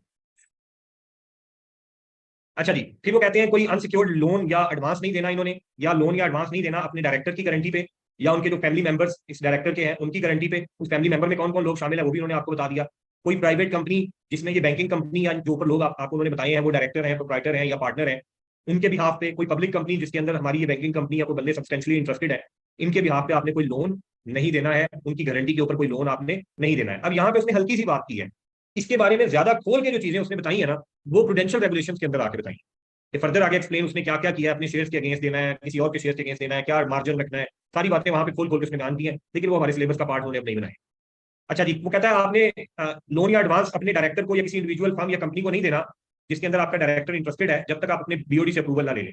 जिस तरह कंपनीज के केस में था कि अगर डायरेक्टर ने कोई लोन लेना है तो उसके लिए स्पेसिफिक अप्रूवल उन्होंने बताया था, यहाँ तो बैंकिंग कंपनी का काम ही लोन देना है। तो डायरेक्टर्स या कोई कंपनी जिसके अंदर डायरेक्टर इंटरेस्टेड है उन्होंने अगर लोन लेना है तो बीओडी का अप्रूवल आपको चाहिए होगा, उस डायरेक्टर की प्रेजेंस के बगैर। वो डायरेक्टर साहब वहां पे मौजूद नहीं होंगे, बाकी बीओडी उसको अप्रूव करेगा। अगली बात सेक्शन 34 उसने अकाउंट्स एंड बैलेंस शीट की बात की है। यहाँ पे उसने आपको बता दिया है कि जो बैंकिंग कंपनी है हर कैलेंडर ईयर एंड जब होगा इनका, तो इन्होंने अपने balance sheet and profit and loss account बनाने हैं 31 दिसंबर में। उसके लिए उन्होंने कहा कि हमने आपको स्पेसिफिक डिस्क्लोजर रिक्वायरमेंट्स भी बता दी हैं। जो पाकिस्तानी कंपनी है बैंकिंग कंपनी, उन्होंने तमाम अपने बिजनेस के बारे में बताना है। जो फॉरेन बैंकिंग कंपनी है उन्होंने जो बिजनेस पाकिस्तान के अंदर किया है ऑब्वियसली उसको काउंट फॉर करना है अपनी बैलेंस शीट एंड पीएनएल के अंदर। इनको साइन कौन करेगा बैलेंस शीट एंड पीएनएल को? वो कहते हैं अगर पाकिस्तान के अंदर इनकॉर्पोरेटेड बैंकिंग कंपनी है उस केस में जो आपका मैनेजर और प्रिंसिपल ऑफिसर है यहाँ पे कंपनी का, और कम से कम 3 डायरेक्टर, अगर आपके टोटल नंबर ऑफ डायरेक्टर 3 से ज्यादा है तो कम से कम 3 डायरेक्टर प्लस प्रिंसिपल ऑफिसर जो आपका है वो साइन करेगा। और बैंकिंग कंपनी जो पाकिस्तान से बाहर इनकॉर्पोरेटेड है उस केस में मैनेजर या उससे जो सेकंड है दोनों मिलकर करेंगे। जो मैनेजिंग एजेंट उनका यहाँ पे है, प्रिंसिपल ऑफिसर जो है, और उसका जो नेक्स्ट सीनियरिटी में दूसरे नंबर पे बंदा है, ये 2 लोग साइन करेंगे जो फॉरेन बैंकिंग कंपनी जहाँ पे काम कर रही है। ये अकाउंट्स आपने फाइल जो करने हैं, वो कहता है ये अकाउंट्स आपने पब्लिश करने हैं ऑडिटर रिपोर्ट के साथ। उसके लिए वो कहते हैं इन द प्रेस्क्राइब्ड मैनर, यानी कि उसके अलग से बातें बताई जाएंगी, कंपनीज एक्ट भी फॉलो करेंगे। और अगर बैंकिंग ऑर्डिनेंस या प्रूडेंशियल रेगुलेशन आपको एडिशनल चीजें बताती है तो आपने उनको फॉलो करना है साथ। लेकिन ये जो आपके फाइनेंशियल स्टेटमेंट्स हैं स्टेट बैंक के पास आपने जो फाइल करनी है उन्होंने अपनी स्पेसिफिक रिक्वायरमेंट बता दी है कि ईयर एंड के 3 महीने के अंदर आपने स्टेट बैंक को फाइल करनी है। इस पे एक्सटेंशन मजीद स्टेट बैंक की तरफ से 3 महीने की दी जा सकती है। ये स्टेट बैंक ने अपनी रिक्वायरमेंट बताई। एसईसीपी की रिक्वायरमेंट है, उसके लिए हमने कंपनीज एक्ट को ही देखा। इन अकाउंट्स को डिस्प्ले करने की भी उसने बात की है जी। कहते हैं जो बैंकिंग कंपनी पाकिस्तान से बाहर इनकॉर्पोरेटेड है उनकी जो ब्रांचेज यहाँ पे काम कर रही हैं उनकी ब्रांच के अंदर आपने डिस्प्ले करने होते हैं ये अकाउंट्स। और उसके लिए बड़ी अजीबोगरीब सी रिक्वायरमेंट उन्होंने बताई है कि हर साल का जो अगस्त आएगा उसका जो फर्स्ट मंडे होगा, कैलेंडर ईयर के हिसाब से चल रहे हैं, हर साल अगस्त में जाके जो फर्स्ट मंडे आएगा उस मंडे से पहले पहले आपने ये अकाउंट्स जो पिछले साल के आपके थे वो आपने डिस्प्ले करने हैं उस बिजनेस के बारे में जो पाकिस्तान के अंदर आपने बिजनेस किया था। फिर जब कंप्लीट फाइनेंशियल अवेलेबल हो जाएंगे उस बैंकिंग कंपनी के, तो वो भी उन्होंने डिस्प्ले कर देने हैं। एक पुराने दौर की एक रिक्वायरमेंट समझ उन्होंने रखी थी, वो अभी तक चल रही है। ये सिर्फ फॉरेन बैंकिंग कंपनीज के लिए है। ऑडिट की रिक्वायरमेंट आ गई, वो कहता है बैलेंस शीट और टीएनएल जो है इसको ऑडिट किया जाएगा। यहाँ पे आके ऑब्वियसली आपको पता है हम बादशाह लोग हैं, चार्टर्ड अकाउंटेंट्स इन्वॉल्व है। चार्टर्ड अकाउंटेंट करेगा इसका ऑडिट, फर्म करेगी, और उस फर्म का नाम स्टेट बैंक के पैनल पे भी मौजूद होना चाहिए। स्टेट बैंक के पैनल पे वो मौजूद होंगे तो उनको ऑडिटर अपॉइंट किया जा सकेगा। ये जो ऑडिटर अपॉइंट किया जाएगा ये 3 साल तक के लिए अपॉइंट होगा, और इसको रिमूव नहीं किया जा सकता स्टेट बैंक की इजाजत के बगैर। अगर कोई बैंकिंग कंपनी अपना ऑडिटर रिमूव करना चाहती है 3 साल से पहले, तो स्टेट बैंक से अप्रूवल उसको चाहिए होगा। 3 साल बाद उसकी जो मतलब ऑडिटर है वो चेंज हो जाता होता है बैंकिंग कंपनी में। ये जो स्टेट बैंक आपको रिक्वायरमेंट्स बता रहा है ऑडिट के लिए, वो कहते हैं ऑडिटर हमने आपको बता दिया हमारे पैनल पे मौजूद हो।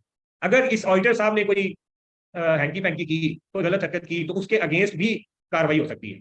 अब वो किस किस्म की कार्रवाई हो सकती है? कहते हैं अगर स्टेटमेंट सेटिस्फाइड नहीं है ऑडिटर की परफॉर्मेंस के साथ, तो उसकी अपॉइंटमेंट को कैंसिल भी किया जा सकता है, रिवोक किया जा सकता है। बैंकिंग कंपनी की जो अपॉइंट हुआ था उसकी कैटेगरी को डाउनग्रेड किया जा सकता है। स्टेट बैंक, ये जो कैटेगरीज आप देखते हैं ना फर्म्स की, ABC कैटेगरी, ये स्टेट बैंक की तरफ से कैटेगरीज होती है। तो अगर स्टेट बैंक किसी ऑडिट फर्म से सेटिस्फाई ना हुआ तो उसकी जो कैटेगरी है उसको डाउनग्रेड भी किया जा सकता है, A से B में या B से C में लेके चले जाएंगे। नहीं, यहाँ पे उन्होंने जो शर्त रखी है वो कहा कि उस स्टेट बैंक की अप्रूव्ड लिस्ट के अंदर शामिल होने चाहिए। कोई यहाँ पे कैटेगरी वाली बात उन्होंने यहाँ पे कम से कम नहीं की। नेक्स्ट वो कहते हैं तीसरी उसके अगेंस्ट एक्शन क्या लिया जा सकता है, उस ऑडिटर को रिमूव भी किया जा सकता है उस पैनल में से 5 साल तक के लिए। अगले 5 साल आप इस पैनल में शामिल नहीं हो सकते। ऑडिटर को उन्होंने बताया कि उसने अपनी जो रिपोर्ट देनी है उसमें कुछ एडिशनल चीजें भी बतानी है।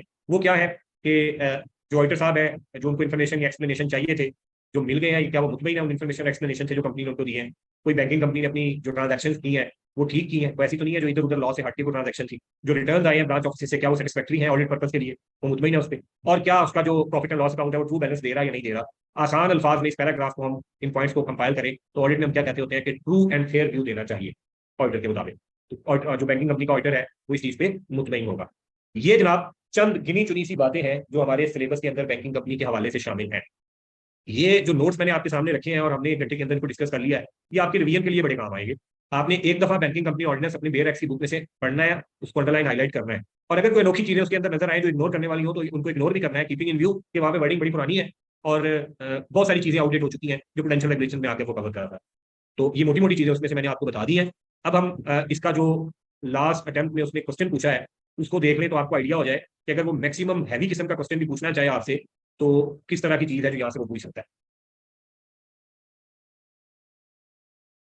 ये जनाब आपका विंटर 22 का पेपर है। इसमें क्वेश्चन है जनाब क्वेश्चन नंबर 6।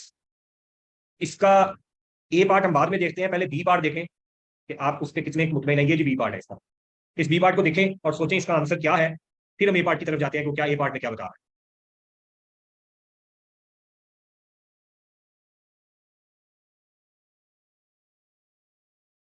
जी नासिर साहब एक दफा पढ़ लें, आपको आइडिया हो जाएगा।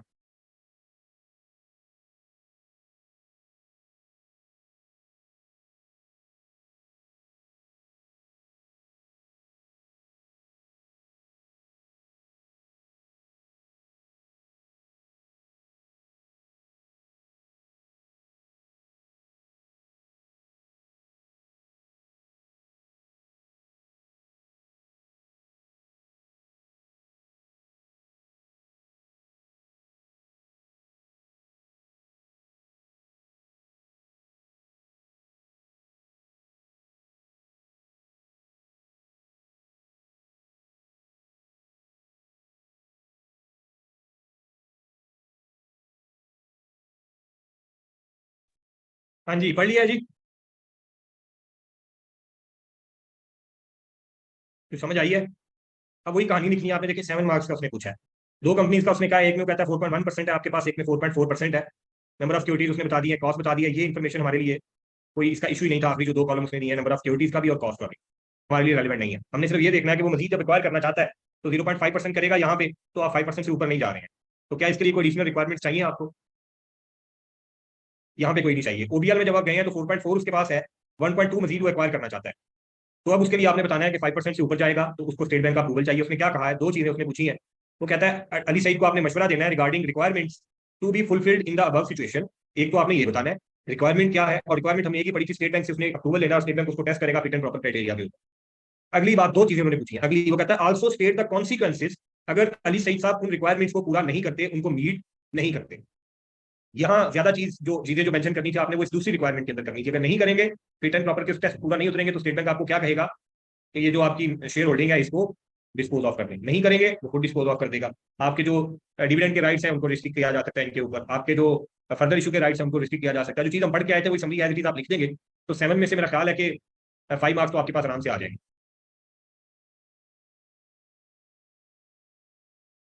नासिर साहब, ना तो बोनस शेयर इशू होने से परसेंटेज चेंज होनी है, ना राइट शेयर इशू होने से परसेंटेज चेंज होनी है। सोचिए जरा, क्या बोनस शेयर इशू होने से परसेंटेज चेंज होगी या नंबर ऑफ शेयर चेंज होंगे सिर्फ?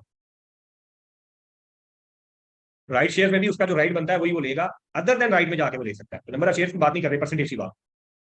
क्लियर है जी? बाकी लोगों को बात क्लियर हो गई है? अच्छा, अब ये जो 8 मार्क्स का उसने क्वेश्चन पूछा था आपसे, जो पार्ट 1 था, ये थोड़ा सा मैं इससे एग्री नहीं करता था कि इस तरह की चीज वो यहाँ आपसे पूछे, लेकिन उसने पूछी है तो एक दफा देख लें कि किस तरह की चीजें हैं। और मजे की बात यह है कि सिर्फ टेबल टेबल बना के थोड़ी लेंथ देके उसने बच्चों को परेशान किया, और एज सच इस क्वेश्चन के अंदर कोई ऐसी अनोखी चीज नहीं थी जो परेशान, लेकिन टेबल टेबल देख के हमने वो जो उसका फॉर्मेट देखा और पता नहीं क्या क्या चीजें उसने दे दी हैं। ये आई कैप के एग्जामिनर का एक टिपिकल तरीका होता है कि आसान चीज को पूछते हुए उसको लेंथ ही इतना करते हैं कि उस पर टाइम लग जाए स्टूडेंट्स, और टाइम जो स्टूडेंट्स का लगेगा तो ऑब्वियसली उसने अपनी कसर पूरी कर दी है। क्वेश्चन जो रिक्वायर्ड टाइम था उसके ऊपर अगर आप चले गए तो चाहे वो आसान था, उसने टाइम तो ले लिया ना आपका। फायदा सिर्फ ये होता है कि इसमें आपके मार्क्स आ जाते हैं जब वो आसान होता है।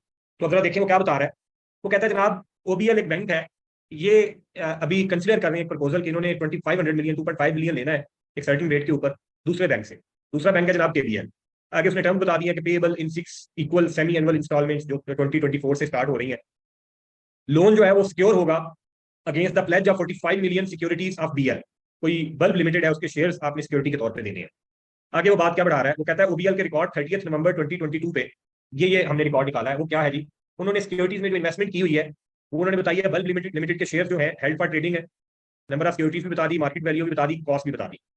क्लॉक लिमिटेड के हेल्ड टू मेच्योरिटी है, उसके भी नंबर ऑफ सिक्योरिटीज बता दी, आगे मार्केट वैल्यू और कॉस्ट बता दी। फिर डीएल है, उसके अवेलेबल फॉर सेल है आपके, उन तीनों का भी उसने आपको बता दिया कि आपके जो इन्वेस्टमेंट्स आपने की हैं अब ये एसेट है बैंक के, 3 टाइप्स उन्होंने इसकी बता दी है। अच्छा, नेक्स्ट वो कहता है बैलेंसेस करंट अकाउंट के अंदर आपने स्टेट बैंक के पास इतने पैसे रखे हुए हैं, अदर बैंक्स के पास आपके इतने पैसे पड़े हैं, कैश इन हैंड आपका इतना इतना पड़ा है, लोकल करेंसी में फॉरेन करेंसी में 240 मिलियन के इक्वल आपके पास पड़ा है। ये थे आपके एसेट्स। अब आगे वो लाइबिलिटीज की बात कर रहा है। वो कहता है डिपॉजिट्स जो कस्टमर्स की तरफ के आपके पास आए हुए हैं वो कौन से हैं। Current accounts 9400 million, foreign currency के जो करंट डिपॉजिट्स है 4500 है, फिर सेविंग के डिपॉजिट्स उसमें मेच्योरिटी उन्होंने बताई है 4200 की और 2300 की, ये अलग अलग आपके पास पड़े हैं। फाइनेंशियल इंस्टीट्यूशंस में जो आपके पास रखे हैं करंट अकाउंट के अंदर 5500 पड़े हैं, और सेविंग में जिसमें 2 ईयर्स की मेच्योरिटी है 3500 पड़े हैं। फिर लॉन्ग टर्म लोन है जी आपका आउटस्टैंडिंग है ओबीएल में जो जेबीएल से लिया था, उसके अंदर उन्होंने कहते हैं कि प्लेज आपने करवाई हुई है 55 million and 45 million securities of CL and DL. ये जो तीनों सिक्योरिटीज है जो आपने दोनों सिक्योरिटीज है जो आपने ऑलरेडी प्लेज करवाई हुई है। फिर कहता है ये जो लोन है ये रीपेएबल है इन 3 इक्वल इंस्टॉलमेंट्स जो 20 सितंबर 23 में जाके स्टार्ट होगी। सारी कहानी सुनाने के बाद यहाँ पे आपने जब ये इन्फॉर्मेशन पढ़नी है जो अदर इन्फॉर्मेशन दी जाती है साथ ही हाईलाइट कर लेना है कि ये सिक्योरिटीज हमारी प्लेज सिक्योरिटीज है 55 मिलियन सीएल की, जो उसने यहाँ पे बताया है 55 million of CL and 45 million of DL.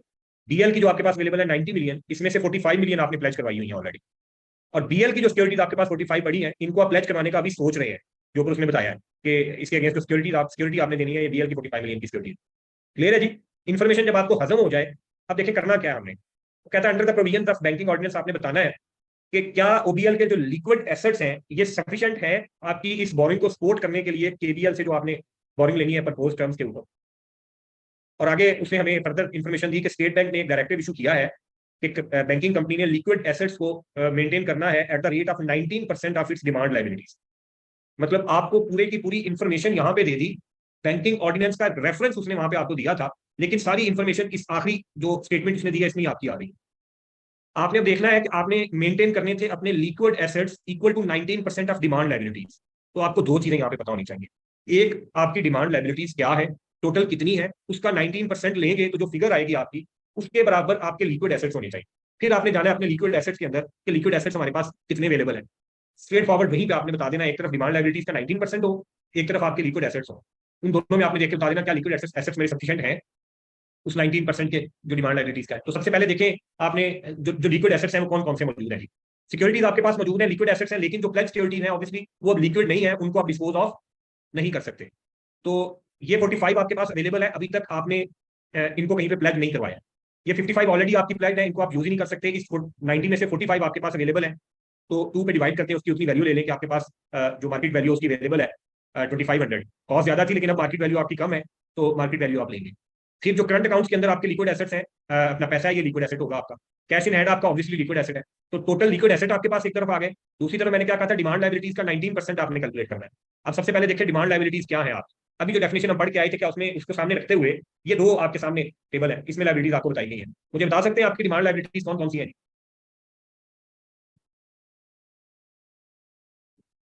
Exactly ये डिमांड लाइबिलिटीज आप लें, उसका 19% लें, देखें लिक्विड एसेट आपके सफिशिएंट है या नहीं है, तो उसको बता दें कि मेरे लिक्विड एसेट सफिशिएंट है।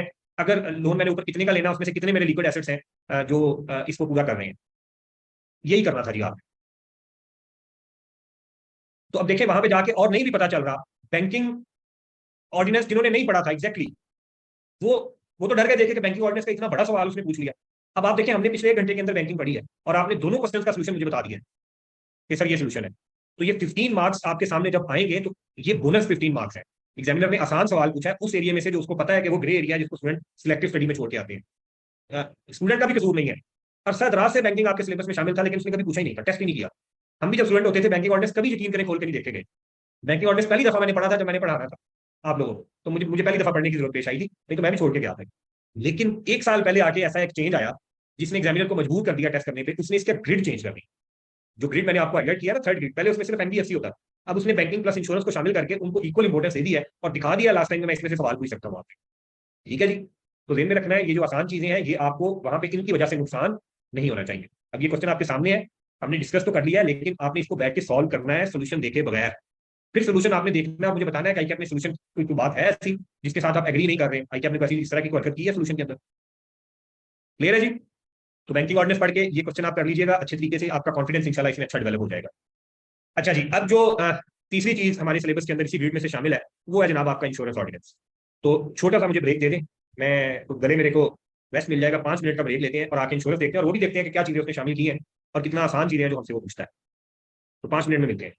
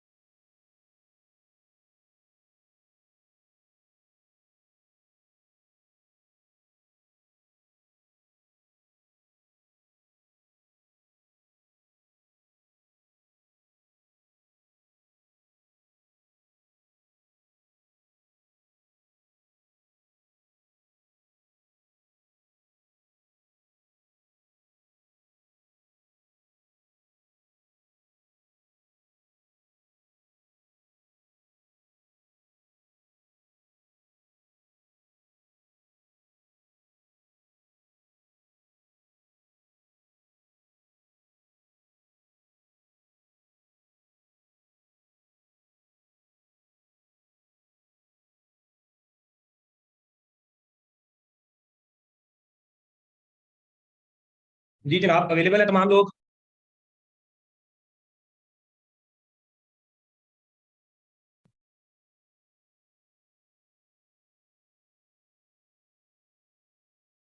अच्छा जी।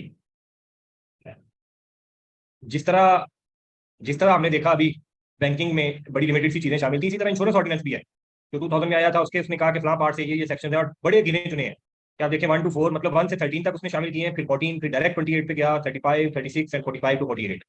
कोई गिनती के मेरा ख्याल है कि 14-15 सेक्शन है, इससे ज्यादा हमारे सिलेबस में नहीं है इंश्योरेंस ऑर्डिनेंस। जिस तरह हमने बैंकिंग पढ़ा है, उसी तरीके से इंश्योरेंस में जब हम आएंगे, तो इंश्योरेंस के भी नोट्स आपके लिए मैंने प्रिपेयर किए हैं। इंश्योरेंस में भी जब ऑर्डिनेंस पढ़ते हैं तो इसी तरह की कुछ चीजें हैं। बैंकिंग में फिर कुछ हद तक हमें उसके बिजनेस का आइडिया होता है कि बैंकिंग का काम पैसे के लेन देन का है, हमसे पैसा लेना है, आगे उन्होंने देना है।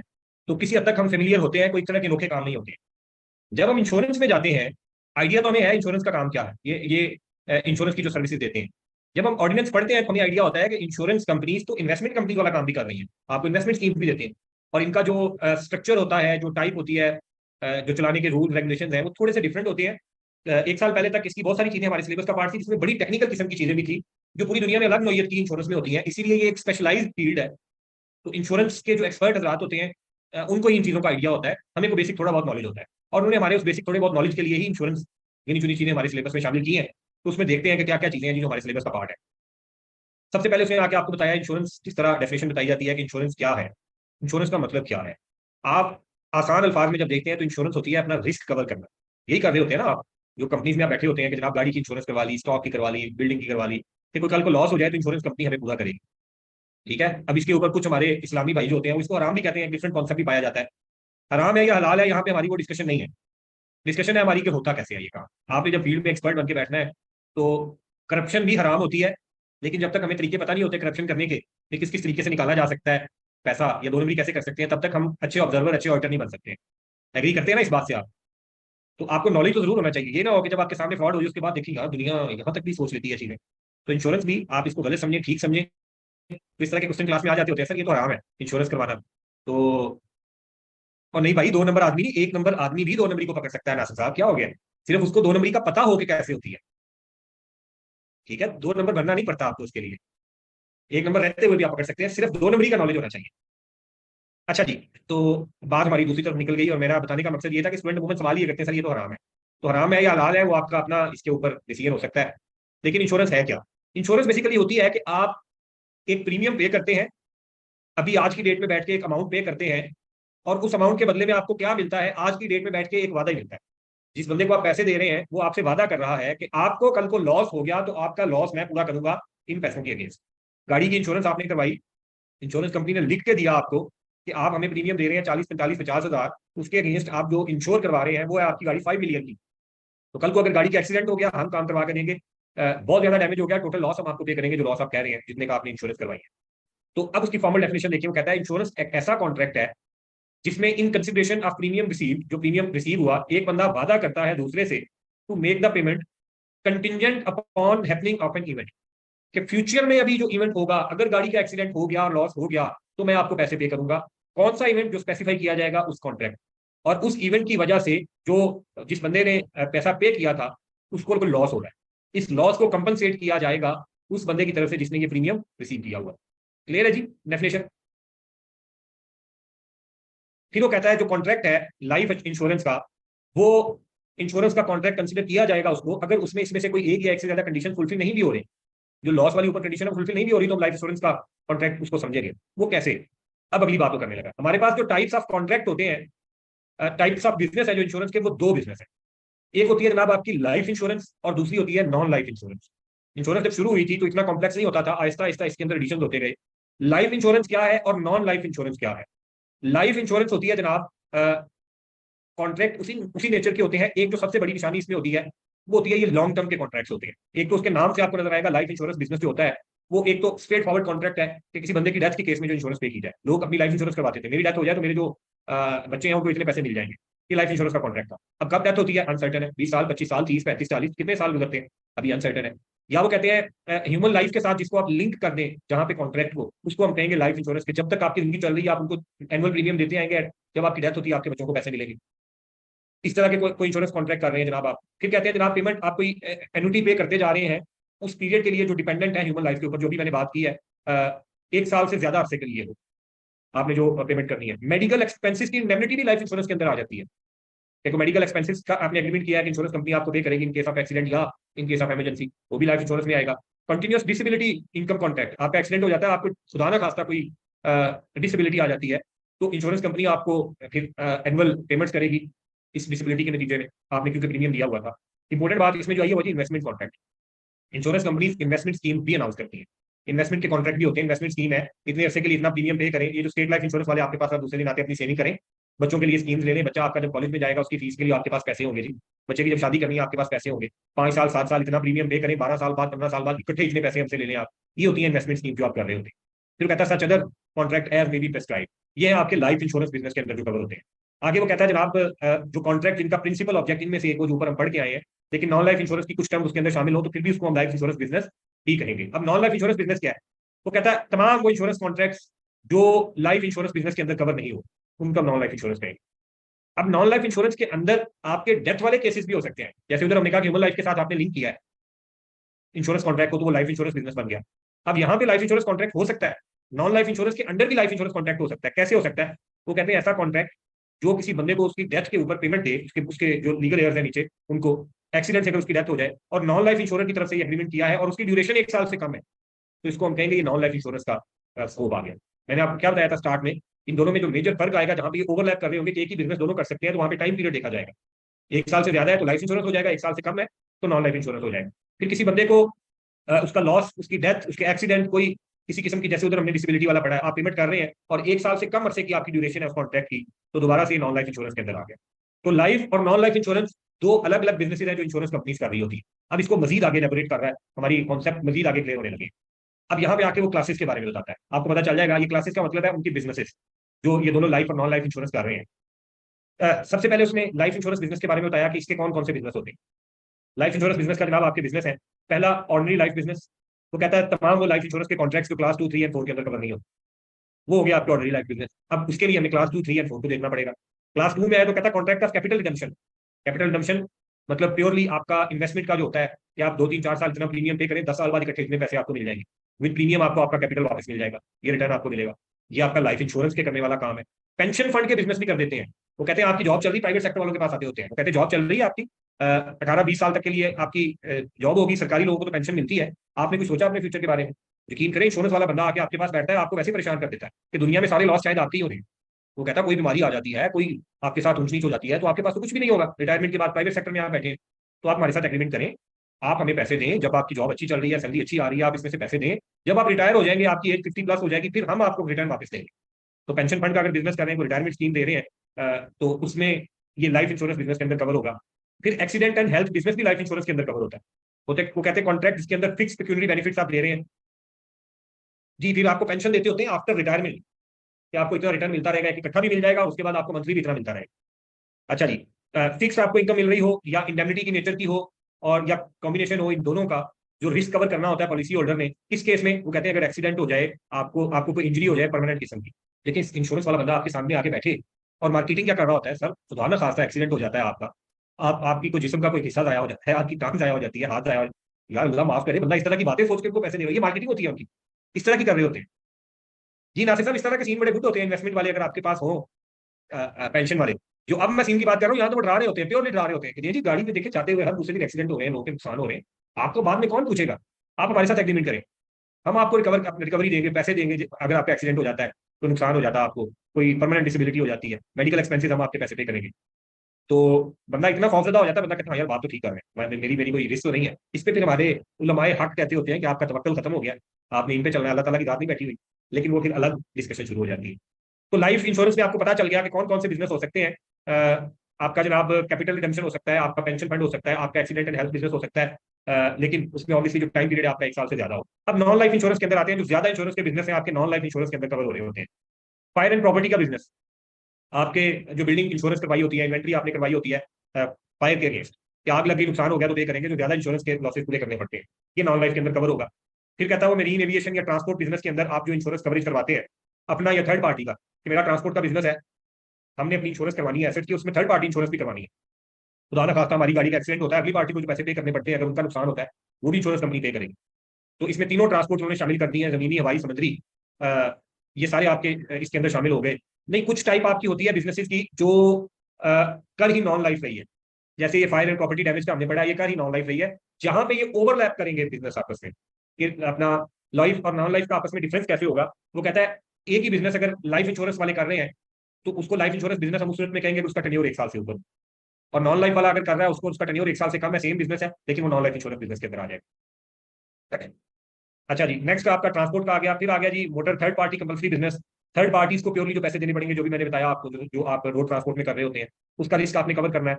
लाइबिलिटी इंकर जो आप कर सकते हैं थर्ड पार्टीज को, वो कहते हैं जो मैंने आपको क्लासेस बताई है 2, 3, 5, इसके अलावा कोई भी थर्ड पार्टीज को आपको कोई लाइबिलिटी पे करनी पड़ती है, कोई नेचर ऑफ बिजनेस आपका इस तरह का है, तो आप लाइबिलिटी बिजनेस के अंदर आएंगे। जिस तरह कुछ कंपनी प्रोडक्ट अपनी सेल कर रही होती है, उस प्रोडक्ट के क्लेम्स को भी उन्होंने इंश्योर करवाया होता है। ये क्लेम्स हमारे पास आते हैं खासतौर पर मेडिकल की जो प्रोडक्ट्स होती है, तो क्लेम्स हमारी इंश्योरेंस कंपनी पे करेगी, तो वो आपका यहाँ पे कवर होता है। वर्कर कंपनसेशन बिजनेस है, आपके वर्कर्स को कोई लॉस हो जाता है काम करते हुए, तो जो जो इंश्योरेंस आपने करवाई होती है उनकी, किसी की डेथ हो जाती है, कोई एक्सीडेंट हो जाता है, वो भी आपको इंश्योरेंस कंपनी पे करती है। क्रेडिट एंड श्योरिटीशिप बिजनेस है कि जनाब अगर कोई आपको लॉस हो जाता है, अपना, तो कोई आपने जो अपना डेटर से पैसे लेने थे वो नहीं आए, उसको आपने सिक्योर करवाया हुआ है, वो इंश्योरेंस कंपनी आपको पे करेगी। अब यहाँ पे देखें एक्सीडेंट एंड हेल्थ बिजनेस, ये वो क्लास आई जो दोनों जगह पे कवर हो रही थी। तो क्या उसने बताया, वो कहता है similar to class 4 of life insurance business, contract is not more than 1 year. और इसमें वो कहता है क्लास 5 जो नॉन लाइफ की है उसको हम एक्सक्लूड करते हैं, जैसे वर्कर्स कंपनसेशन है, यहाँ पे भी आप एक्सीडेंट को कवर कर रहे होते हैं, वो अलग से कवर हो रहा है। अगर आप अपना एक्सीडेंट एंड हेल्थ इंश्योरेंस का करवा रहे हो और 1 साल से कम है, तो ये नॉन लाइफ के अंदर आएगा। कंफ्यूजन क्लियर हो गई है जी लाइफ और नॉन लाइफ वाली। आगे उसने कहा एग्रीकल्चर क्रॉप इंश्योरेंस भी करवाते हैं, तो कोई लॉस हो जाए अगर, वो भी इंश्योरेंस कंपनी देती है। ये सारी कवर होगी। और एंड पे आगे उसने कहा मिसलिनियस बिजनेस। मिसलिनियस बिजनेस आपका जो ऊपर किसी में भी कवर नहीं हुआ, वो इंश्योरेंस में यहाँ पे कवर होगा नॉन लाइफ पे। आखिरी 2 क्लासेस हैं जनाब, ट्रीटी री इंश्योरेंस बिजनेस, नॉन लाइफ अपना जो इंश्योरेंस कंपनी है वो करती है। और ट्रीटी री इंश्योरेंस के बिजनेस में प्रोपोर्शनल ट्रीटी बिजनेस होता है और नॉन प्रोपोर्शनल ट्रीटी बिजनेस होता है। और ये री इंश्योरेंस का बिजनेस क्या होता है, जो इंश्योरेंस कंपनी होती है, इन्होंने अपने ये जो कॉन्ट्रैक्ट्स होते हैं इनकी आगे री इंश्योरेंस करवाई होती है। अब वो री इंश्योरेंस कैसे होती है कि आपने एज अ इंश्योरेंस कंपनी अगर कोई इंश्योरेंस का कॉन्ट्रैक्ट किया, let's assume life and accident insurance की ही बात कर रहे हैं आप, कि हमने ना सम इंश्योर करके दिया हुआ है, या फायर इंश्योरेंस में सम इंश्योर करके दिया हुआ है 5 मिलियन का, उसमें प्रीमियम आपने ले लिया और इंश्योरेंस आपने दे दी। अब वो कहते हैं एग्रीमेंट करने के बाद आप आए और उसकी री इंश्योरेंस करवाएं। आपने एग्रीमेंट किया, कल को पे करना पड़े तो ये री इंश्योरेंस आपके साथ उसके अंदर कंट्रीब्यूट करेगा। अब उसके अंदर 2 तरीके हो सकते हैं, एक प्रोपोर्शनल ट्रीटी बिजनेस और नॉन प्रोपोर्शनल ट्रीटी बिजनेस। आप अपना जो प्रीमियम लिया उसमें से एक प्रोपोर्शनेट उनको दे सकते हैं कि अगर मुझे 1 मिलियन का प्रीमियम मिला है, 40% आप प्रीमियम लें और कल को 40% लॉस आपने पे करना है। जी, इंश्योरेंस वाला अपना रिस्क कवर कर रहा है। और अगर नॉन प्रोपोर्शनल है तो एक प्रीमियम पे करके आप सम स्पेसिफिक इंश्योरेंस करवा लेते हैं, वहां पे फिर प्रोपोर्शनेट नहीं होता है। तो ये जो री इंश्योरेंस का बिजनेस है, ये डिफरेंट इंश्योरेंस कंपनीज री इंश्योरेंस का बिजनेस भी दे रही होती है। तो री इंश्योरेंस का जो बिजनेस होगा आपका, वो नॉन लाइफ इंश्योरेंस के अंदर होगा। इंश्योरेंस कंपनी ने तो डायरेक्ट इंश्योरेंस किया है और तो दूसरी इंश्योरेंस कंपनी को री इंश्योरेंस भी उसने दी हुई है, तो ये नॉन लाइफ इंश्योरेंस के अंदर कवर होगा आपका। क्लियर है जी? अब आ जाए इसकी इंपॉर्टेंट बातों पे, तो इसको हम कवर करते हैं। 1 मिनट दीजिएगा मुझे।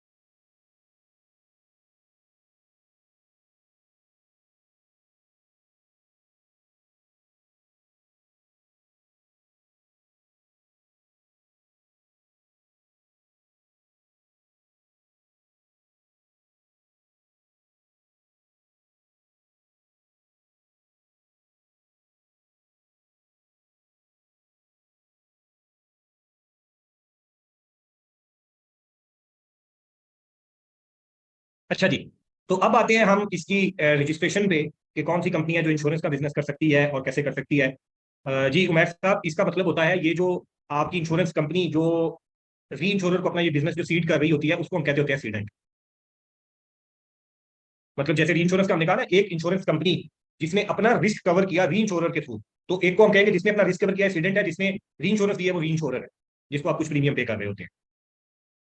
अच्छा जी, एप्लीकेशन रजिस्ट्रेशन के लिए सबसे पहले आपको पता हो कि कौन से लोग एलिजिबल है इंश्योरेंस का बिजनेस करने के लिए। सबसे पहले उसने कहा जी पब्लिक कंपनी।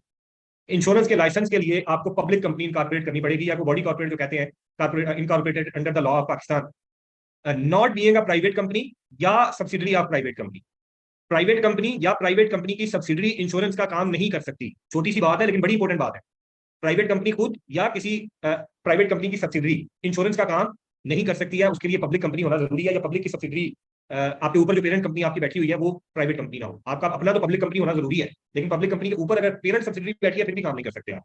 फॉरेन कंपनीज जिन्होंने पाकिस्तान के अंदर इंश्योरेंस का बिजनेस करना है, उनको इजाजत दी है 100% फॉरेन इक्विटी लेके आ जाए। 4 मिलियन उन्होंने कहा आपने लेके आना है, $4 मिलियन बाहर से लेके आने हैं, जिसमें से कम $2 मिलियन तो बाहर से आने चाहिए, बाकी $2 मिलियन आप अपने यहाँ के प्रॉफिट से पूरा कर सकते हैं जो रिमिट करना था आपने। कोई रिस्ट्रिक्शन नहीं है आपके ऊपर, ब्रांच ओपन करें, आपको इक्वल ट्रीटमेंट दिया जाएगा जो हम लोकल कंपनीज को यहाँ पे दे रहे हैं। अच्छा जी, प्रोसीजर अब उन्होंने आगे बताया है। वो कहते हैं आपने यहाँ पे जो लाइसेंस लेना है वो SCCP से लेना है। जो एलिजिबल पर्सन है वो अप्लाई करेगा SCCP को कि हमें रजिस्ट्रेशन दें एज अ लाइफ या नॉन लाइफ इंश्योरेंस। एप्लीकेशन के अंदर वो कहता है ये आपकी चीजें इंक्लूड हो सकती है। अब यहाँ पे थ्योरेटिकल किस्म की बातें हैं। वो कहता है आपने जो रेट्स को, एडवांटेज, टर्म्स एंड कंडीशंस को, पॉलिसीज जो प्रपोज की है वो आपने देनी है। इन्वेस्टमेंट लिंक अगर आपकी पॉलिसी है उसके बारे में ये चंद मोटी मोटी चीजें आपने बतानी है। 10 साल का आपने उनको एक प्रोजेक्शन टाइप बना के देना है कि प्रीमियम इनकम एक्सपेंस कितना होगा आपको। जो आपने कम्युनिकेशन की है अपने इन्वेस्टर्स के साथ, जो प्रोस्पेक्टिव इन्वेस्टर्स हैं उनके साथ, वो आपने यहाँ पे सबमिट करवानी है। नई चीज जो यहाँ पे आई है वो एक कॉन्सेप्ट आया है एक्चुरी वाला। जो अपॉइंटेड एक्चुरी होता है आपका, जो एक्चुरियल सर्विसेज जो दे रहे होते हैं, यहाँ पे इंश्योरेंस कंपनी ने एक एक्चुरी अपॉइंट करना होता है जो क्वालिफाइड एक्चुरी है, जिसके पास SCCP की तरफ से अप्रूव्ड है। उसको आपने अपॉइंट करना होता है। वो फिर ओपिनियन दे रहा होता है आपकी कुछ हरकतों पे। उसके ओपिनियन पे SCCP आपकी इन हरकतों को वैलिड कर रहा होता है। तो कहता है उसकी तरफ से एक स्टेटमेंट जाएगी कि लाइफ इंश्योरेंस बिजनेस वाले जो हम टर्म्स एंड कंडीशंस ऑफर कर रहे हैं उसके ख्याल में वो साउंड और वर्केबल है। और दूसरा उसमें ये भी कहना है कि जो बिजनेस प्लान आपको दिया गया है वो भी उसके ख्याल में रीजनेबल और साउंड है या नहीं है। आपकी बात उन्होंने नहीं मानी, लेकिन जो एक्चुअली अपॉइंट किया था आपने उसने ओपिनियन दिया, तो SCCP ने आपकी इस बात को ठीक माना है जनाब। फिर कहते हैं रजिस्ट्रेशन।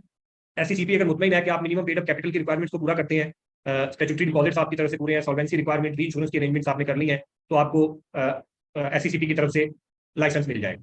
आपके ऑडिटर रिकॉग्नाइज हो SCCP की तरफ से, तो उसी में से आपने अपॉइंट किए हैं। लाइफ इंश्योरेंस के केस में एक्चुअली अपॉइंट करना था आपने, वो अपॉइंट कर दिया या नहीं कर दिया। SCCP लाइसेंस नहीं देगा अगर फेडरल गवर्नमेंट ने कोई डिसीजन लिया हुआ है कि फिलहाल किसी इंश्योरेंस कंपनी को आपने लाइसेंस नहीं देना। या अगली बहुत इंपॉर्टेंट बात, कहते हैं अगर ये लाइसेंस उस इंश्योरेंस कंपनी को इनेबल करता है तो carry both life and non life insurance business, तो लाइसेंस नहीं दिया जाएगा। दूसरे लफ्जों में कोई एक कंपनी किसी एक टाइम पे लाइफ या नॉन लाइफ इंश्योरेंस इन दोनों में से एक काम ही कर सकती है, दोनों काम नहीं कर सकती। ले जी, याद रखनी है ये बात आपने। एक company at a time life या नॉन लाइफ इंश्योरेंस दोनों में से एक काम कर सकती है, दोनों काम नहीं किए जा सकते। फिर आ गया जनाब उसकी टाइमलाइन जो है, परमिशन जो मिलनी है SCCP को। जब आपकी तरफ से रिक्वेस्ट गई है तो कहते हैं 30 दिन के अंदर अंदर उन्होंने आपको लाइसेंस दे देना है या इनकार कर देना है। इस 30 डेज को फर्दर एक्सटेंड भी किया जा सकता है 60 डेज के लिए SCCP की तरफ से, लेकिन पहले 30 डेज में नोटिफाई जरूर कर दिया जाएगा, कभी हम कंसिडर कर रहे हैं। अगर आपकी एप्लीकेशन कंप्लीट नहीं है तो SCCP आपको नोटिफाई कर देगा विद इन 30 डेज कि आपकी एप्लीकेशन कंप्लीट नहीं है, या नई एप्लीकेशन दे दें या इसको कंप्लीट कर दें। तो आप कंप्लीट कर देंगे, आपको उसकी SCCP की तरफ से इसके ऊपर हाँ या ना में जवाब मिल जाएगा। कंडीशन जो इम्पोज की जा रही है इनके ऊपर वो क्या क्या है, कहते हैं जो इंश्योरर साहब है इस ऑर्डिनेंस के अंदर जो रजिस्टर्ड है, उन्होंने इंश्योर करना है कि इस ऑर्डिनेंस की तमाम रिक्वायरमेंट्स उन्होंने फुलफिल कर दी है। जो डिस्प्यूट रेजोल्यूशन कमेटी इस ऑर्डिनेंस के अंदर बनाई जाएगी उसके डिसीजन जो है उनको वो मानेंगे। हर इंश्योरर जो है SCCP को एक एनुअल सुपरविजन फी पे करे। ये एनुअल सुपरविजन फी हर साल की 15 जनवरी से पहले पे कर दी जाएगी। कितनी है वो कहते हैं हायर ऑफ ₹1 लाख या 0.1% of gross direct premium return in Pakistan, जो पिछले कैलेंडर ईयर में आपने किया। जितनी प्रीमियम इनकम थी आपकी जो डायरेक्ट आपने ली है 0.1% उसका आप पे कर दें, या 1 लाख, दोनों में से जो हायर है। ये आपने एक एनुअल सुपरविजन फी पे करनी है जनाब SCCP को। अगली बात उन्होंने कहा कोई मैनेजिंग एजेंट अपॉइंट नहीं करना आपने अपना बिजनेस कंडक्ट करने के लिए कि ये बंदा अपॉइंट कर दिया हमने, या मतलब आउटसोर्स ही कर दिया आपने अपने बिजनेस को, ये बंदा आके डील कर रहा है, उसको एम्प्लॉई के तौर पे रखें, कॉन्ट्रेक्चुअल एम्प्लॉई के तौर पे रखना है, रखें, वो बिजनेस आके आपका मैनेज करे, आउटसोर्स नहीं करना आपने। साउंड एंड प्रूडेंट मैनेजमेंट का क्राइटेरिया उन्होंने यहाँ पे शामिल किया है, और प्योरली जेनेरिक किस्म की बातें जो शामिल की है। वो कहता है बिजनेस जो है इसका with integrity, due care, professional skills के साथ हो, आपका हर director officer fit and proper person होना चाहिए। फिर जनाब वो कहते हैं अगर बॉडी कॉर्पोरेट इनकॉर्पोरेटेड पाकिस्तान से बाहर है तो जो प्रिंसिपल ऑफिसर उनका यहाँ पे है वो फिट एंड प्रॉपर पर्सन होना चाहिए। आपके एडुकेट अकाउंटिंग रिकॉर्ड्स आपके पास होने चाहिए, एडुकेट सिस्टम ऑफ कंट्रोल होना चाहिए। अब ये सारी बड़ी जेनेरिक किस्म की बातें हैं जो साउंड एंड प्रूडेंट मैनेजमेंट के लिए चाहिए। फिर कहते हैं कंपनी का साउंड एंड प्रूडेंट मैनेजमेंट नहीं कंसिडर की जाएगी उसकी अगर वो कहते हैं पॉलिसी होल्डर्स को उनके इंटरेस्ट का वो ख्याल नहीं रख रहे, इस ऑर्डिनेंस के अंदर को ऑब्लिगेशन उन्होंने पे नहीं किया है, या अपनी किसी सब्सिडरी की एक्टिविटीज को अच्छे तरीके से सुपरवाइज नहीं कर सके, ड्यू डिलीजेंस के साथ उनका बिजनेस नहीं चल रहा। अब ये जेनेरिक बातें हैं। फिट एंड प्रॉपर की उसने बात की तो साथ उसने बता दिया फिट एंड प्रॉपर पर्सन कौन होगा। अब यहाँ पे उसने भी बड़ी जेनेरिक बातें कर दी। वो कहते हैं जिसके पास एक्सपीरियंस और क्वालिफिकेशन हो जो अप्रोप्रिएट अपना काम करने के लिए, और अपना काम वो with due diligence and skill के साथ करे। अगर कोई बंदा फिट एंड प्रॉपर पर्सन नहीं होगा चेयरमैन या चीफ एग्जीक्यूटिव को अपॉइंट करने के लिए, अगर उसके पास एक्सपीरियंस और क्वालिफिकेशन नहीं है, क्लियर है जी, या अगर उसकी एसोसिएशन इस इंश्योरेंस कंपनी के साथ तो कहते हैं कि बेहतर नहीं है for the interest of policy holders या for the interest of public, या मतलब ऐसी सीपी को उन्होंने पावर दे दी है कि अनडिजायरेबल है, इस बंदे को अपॉइंट नहीं किया जा सकता। अच्छा जी, अब आया एक स्पेसिफिक रिक्वायरमेंट फंड्स मेंटेन करने की। इसमें कोई बड़ी डिटेल में चीजें उन्होंने बताई हैं, लेकिन यहाँ पे लिमिट कर दी उन्होंने, जब सेक्शन बड़े लिमिटेड उन्होंने हमें बताया हमारे सिलेबस के लिए। ये जो लाइफ इंश्योरेंस साहब है, उसके लिए वो कहते हैं उसमें स्टैट्यूटरी फंड्स बनाने होते हैं। इसको समझने के लिए मैं एक आसान रास्ता बताता होता हूँ स्टूडेंट्स को, इस तरह समझे कि जो इंश्योरेंस काम बिजनेस कर रही है कंपनी, हर जो क्लास है उसकी इंश्योरेंस की बिजनेस है, उसको समझे एक अलग सेगमेंट है उसका। हर सेगमेंट के लिए उसने एक अलग से फंड मेंटेन करना है।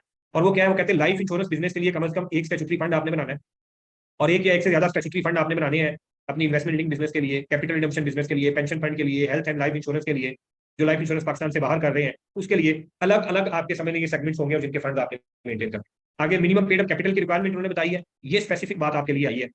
और वो कहता है लाइफ इंश्योरेंस बिजनेस के लिए आपकी जो मिनिमम पेड अप कैपिटल की रिक्वायरमेंट है वो जी 150 मिलियन, 150 मिलियन आपका मिनिमम कम से कम पेड अप कैपिटल हो।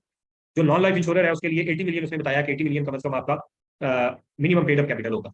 क्लियर है जी। स्टैट्यूटरी फंड्स की बात आपने याद रखनी है। अगर स्टेट आपसे पूछे कि कौन कौन से स्टैट्यूटरी फंड्स इंश्योरेंस कंपनी ने मेंटेन करने हैं, तो आपको पता हो कि हर टाइप ऑफ बिजनेस के लिए एक स्टैट्यूटरी फंड कम से कम हो। ये लिस्ट आपके पास बुक में भी अवेलेबल होगी, एज इट इज वहां पे कॉपी पेस्ट कर देंगे तो आपकी जान छूट जाए। क्लियर है जी। आगे वो एक्सप्लेन कर रहा है share holder fund and permanent capital fund को। वो कहता है जो शेयर कैपिटल वाली कंपनी है शेयर होल्डर फंड मेंटेन करेगी, और जिसका शेयर कैपिटल नहीं है उसके परमानेंट कैपिटल फंड मेंटेन करना है। दोनों की डेफिनेशन आपने एक दफा रीड कर लेनी है, इससे ज्यादा इसके ऊपर परेशान होने की जरूरत नहीं है। आखिरी बात जो उसने बात की है वो सॉल्वेंसी रिक्वायरमेंट्स की है। इसको जरा गौर से आपने देखना है, जहां पे स्पेसिफिक बात आए, कल को कुछ चीज इसमें से पूछना चाहे तो वो पूछ सकता है। वो कहते हैं नॉन लाइफ इंश्योरेंस साहब जो है उसके एडमिजिबल एसेट्स होने चाहिए पाकिस्तान के अंदर, किसी भी एक पॉइंट ऑफ टाइम पे एडमिजिबल एसेट्स हो पाकिस्तान के अंदर in excess of its liabilities. जिस तरह अभी हम डिमांड लाइबिलिटीज देख के आए हैं, उसने कहा ना उसका 19% आपने अलग से मेंटेन करना है, उस तरह की बात यहाँ पे कर रहे हैं कि आपने एक तरफ देखना है आपकी लाइबिलिटीज कितनी है, दूसरी तरफ देखना है आपके एडमिजिबल एसेट्स कितने हैं। अब वो कहता है आपके एडमिजिबल एसेट्स आपकी लाइबिलिटीज से ज्यादा होने चाहिए, इन एक्सेस ऑफ लाइबिलिटीज होने चाहिए। यानी कि जो आपकी इक्वेशन है इसमें एक साइड आपकी ज्यादा होनी चाहिए और वो एसेट्स वाली साइड है, कितनी ज्यादा होनी चाहिए। वो कहते हैं an amount greater than or equal to the minimum solvency requirement.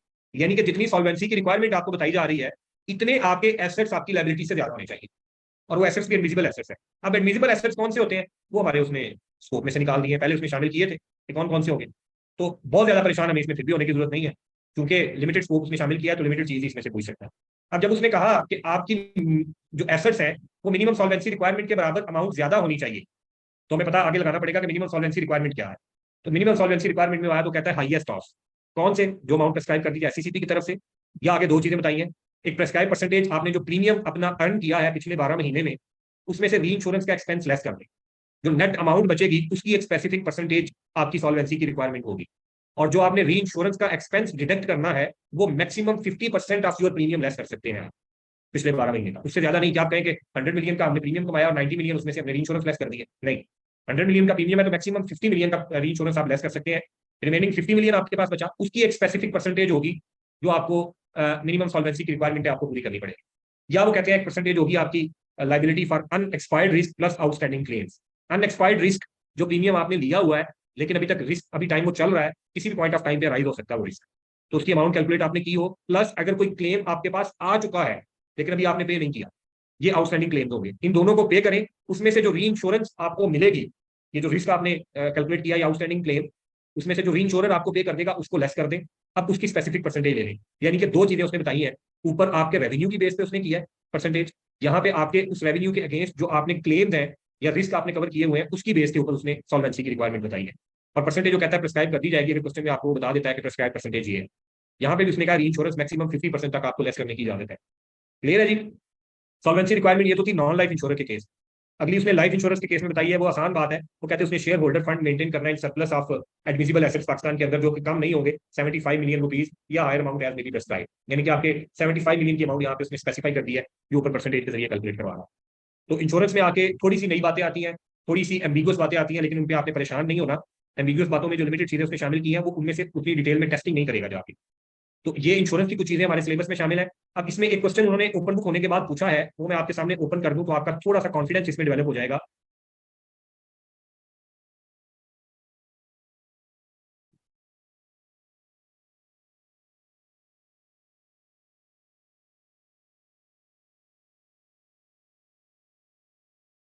ये जनाब समर 22 का पेपर है आपके सामने, क्वेश्चन नंबर 7A। ये आपका क्वेश्चन है 6 मार्क्स का, उसने आपसे पूछा हुआ है कहानी क्या है, वो कहते हैं फलां एक कंपनी है, उसकी डिफरेंट इन्वेस्टमेंट्स हैं, अब वो एक इंश्योरेंस कंपनी इनकॉर्पोरेट करना चाह रहे हैं अपने ग्रुप का बिजनेस डाइवर्सिफाई करने के लिए। उसके लिए डायरेक्टर ने ये प्रपोजल दिया है। उस प्रपोजल में 3 ऑप्शन है। कहते हैं प्रिंसिपल लाइन ऑफ बिजनेस होगी हमारी, क्या क्या काम हमने करना है। एक वो कहता है डायरेक्ट एंड फैकल्टेटिव, आपने री इंश्योरेंस का बिजनेस करना है प्लस पेंशन फंड का बिजनेस आपने करना है। ये दोनों आपकी प्रिंसिपल लाइन ऑफ बिजनेस के अंदर शामिल होंगे। दूसरा उसने पेड अप कैपिटल का बताया है, इनिशियली 50 मिलियन होगा, बाद में इंक्रीज करके 100 मिलियन और फिर 200 मिलियन हम ले जाएंगे 3rd ईयर के एंड तक। तीसरी बात उसने कही है कि एक आपकी जो अपना शेयर होल्डिंग स्ट्रक्चर होगा, एक बीएल है पब्लिक कंपनी और पाम प्राइवेट लिमिटेड है प्राइवेट कंपनी, ये दो होंगे आपके मेन प्रमोटर्स। बीएल के पास 49% शेयर होल्डिंग होगी और जो पाम प्राइवेट लिमिटेड है उसके पास 51% शेयर होल्डिंग होगी इनमें। ये दोनों कंपनीज इन्वेस्ट करेंगी, ये दोनों सब्सिडरीज है चिनार होल्डिंग लिमिटेड की जो प्लान कर रही है। पूछा उसने क्या है कि क्या ये ऊपर जो प्रपोजल दिया गया है, क्या ये इंश्योरेंस ऑर्डिनेंस के मुताबिक इस प्रपोजल के अंदर कोई गलती तो नहीं नजर आ रही है आपको। 6 नंबर की उन्हें पूछी है। अब जरा जो भी हम चीजें पढ़ के आए हैं उसके मुताबिक जरा सोचें तीनों पॉइंट्स को अलग अलग। पहले पॉइंट के अंदर सोचे को मसला तो नहीं नजर आ रहा आपको। प्रिंसिपल लाइन ऑफ बिजनेस में वो कहता है 2 बिजनेस हमने शामिल करने हैं, एक जनाब डायरेक्ट एंड फैकल्टेटिव री इंश्योरेंस का करना है, दूसरा पेंशन फंड बिजनेस करना है। एग्जैक्टली लाइफ, एक आपका लाइफ इंश्योरेंस है, ये पेंशन फंड, और जो री इंश्योरेंस है नॉन लाइफ पे करने वाला है, दोनों एट अ टाइम नहीं कर सकते हैं आप। दूसरे नंबर पे जब आप आए, अभी हम मिनिमम पेड अप कैपिटल की रिक्वायरमेंट पढ़ के आए हैं। उसने कहा था लाइफ इंश्योरेंस के लिए 150 और नॉन लाइफ के लिए 80, तो आप 50 मिलियन से स्टार्ट नहीं कर सकते हैं। क्लियर है जी। तीसरे नंबर पे जब आप आए हैं तो यहाँ पे देखेंगे थोड़ा सा उसने बाकी दोनों से एक स्टेप आगे की बात है। वो कहता है जो इंश्योरेंस कंपनी बनानी है इसके ऊपर 2 लोग होंगे जिनके पास मेनली इन्वेस्टमेंट है। 49% बीएल के पास है जो पब्लिक कंपनी है, 51% पीपीएल के पास है जो प्राइवेट कंपनी है। तो 51% जो प्राइवेट के पास गई तो आप उसकी सब्सिडरी बन गए। क्या ये इजाजत दी है उन्होंने आपको? तो आप उसे बताइए कि आप 51 दे दें बीएल को और 49 आप प्राइवेट को दे दें, तो हमें कोई मसला नहीं है, लेकिन उसकी सब्सिडी ना बनाए। क्लियर है जी। अब यहाँ पे भी देखिए कितनी आसान स्ट्रेट फॉरवर्ड सी बातें उसने पूछी है आपसे, जो आपके नोट्स के अंदर आपको आपने पढ़ भी लिया है, एक दफा पढ़ने से आपको पता चल गई। तो इस तरह के टॉपिक में से जब क्वेश्चन आएगा, आसान नेचर का क्वेश्चन होगा, कभी इग्नोर नहीं करना उसको बैंकिंग इंश्योरेंस में से अगर आगे। क्लियर है जी। अच्छा, इससे पीछे आपसे उसने मेरा ख्याल है समर 21 में एक क्वेश्चन इंश्योरेंस का पूछा है, उसको आपने इग्नोर करना है। वो क्वेश्चन आपकी इंश्योरेंस के उस पोर्शन में से है जो आपके सिलेबस में से उन्होंने निकाल दिया।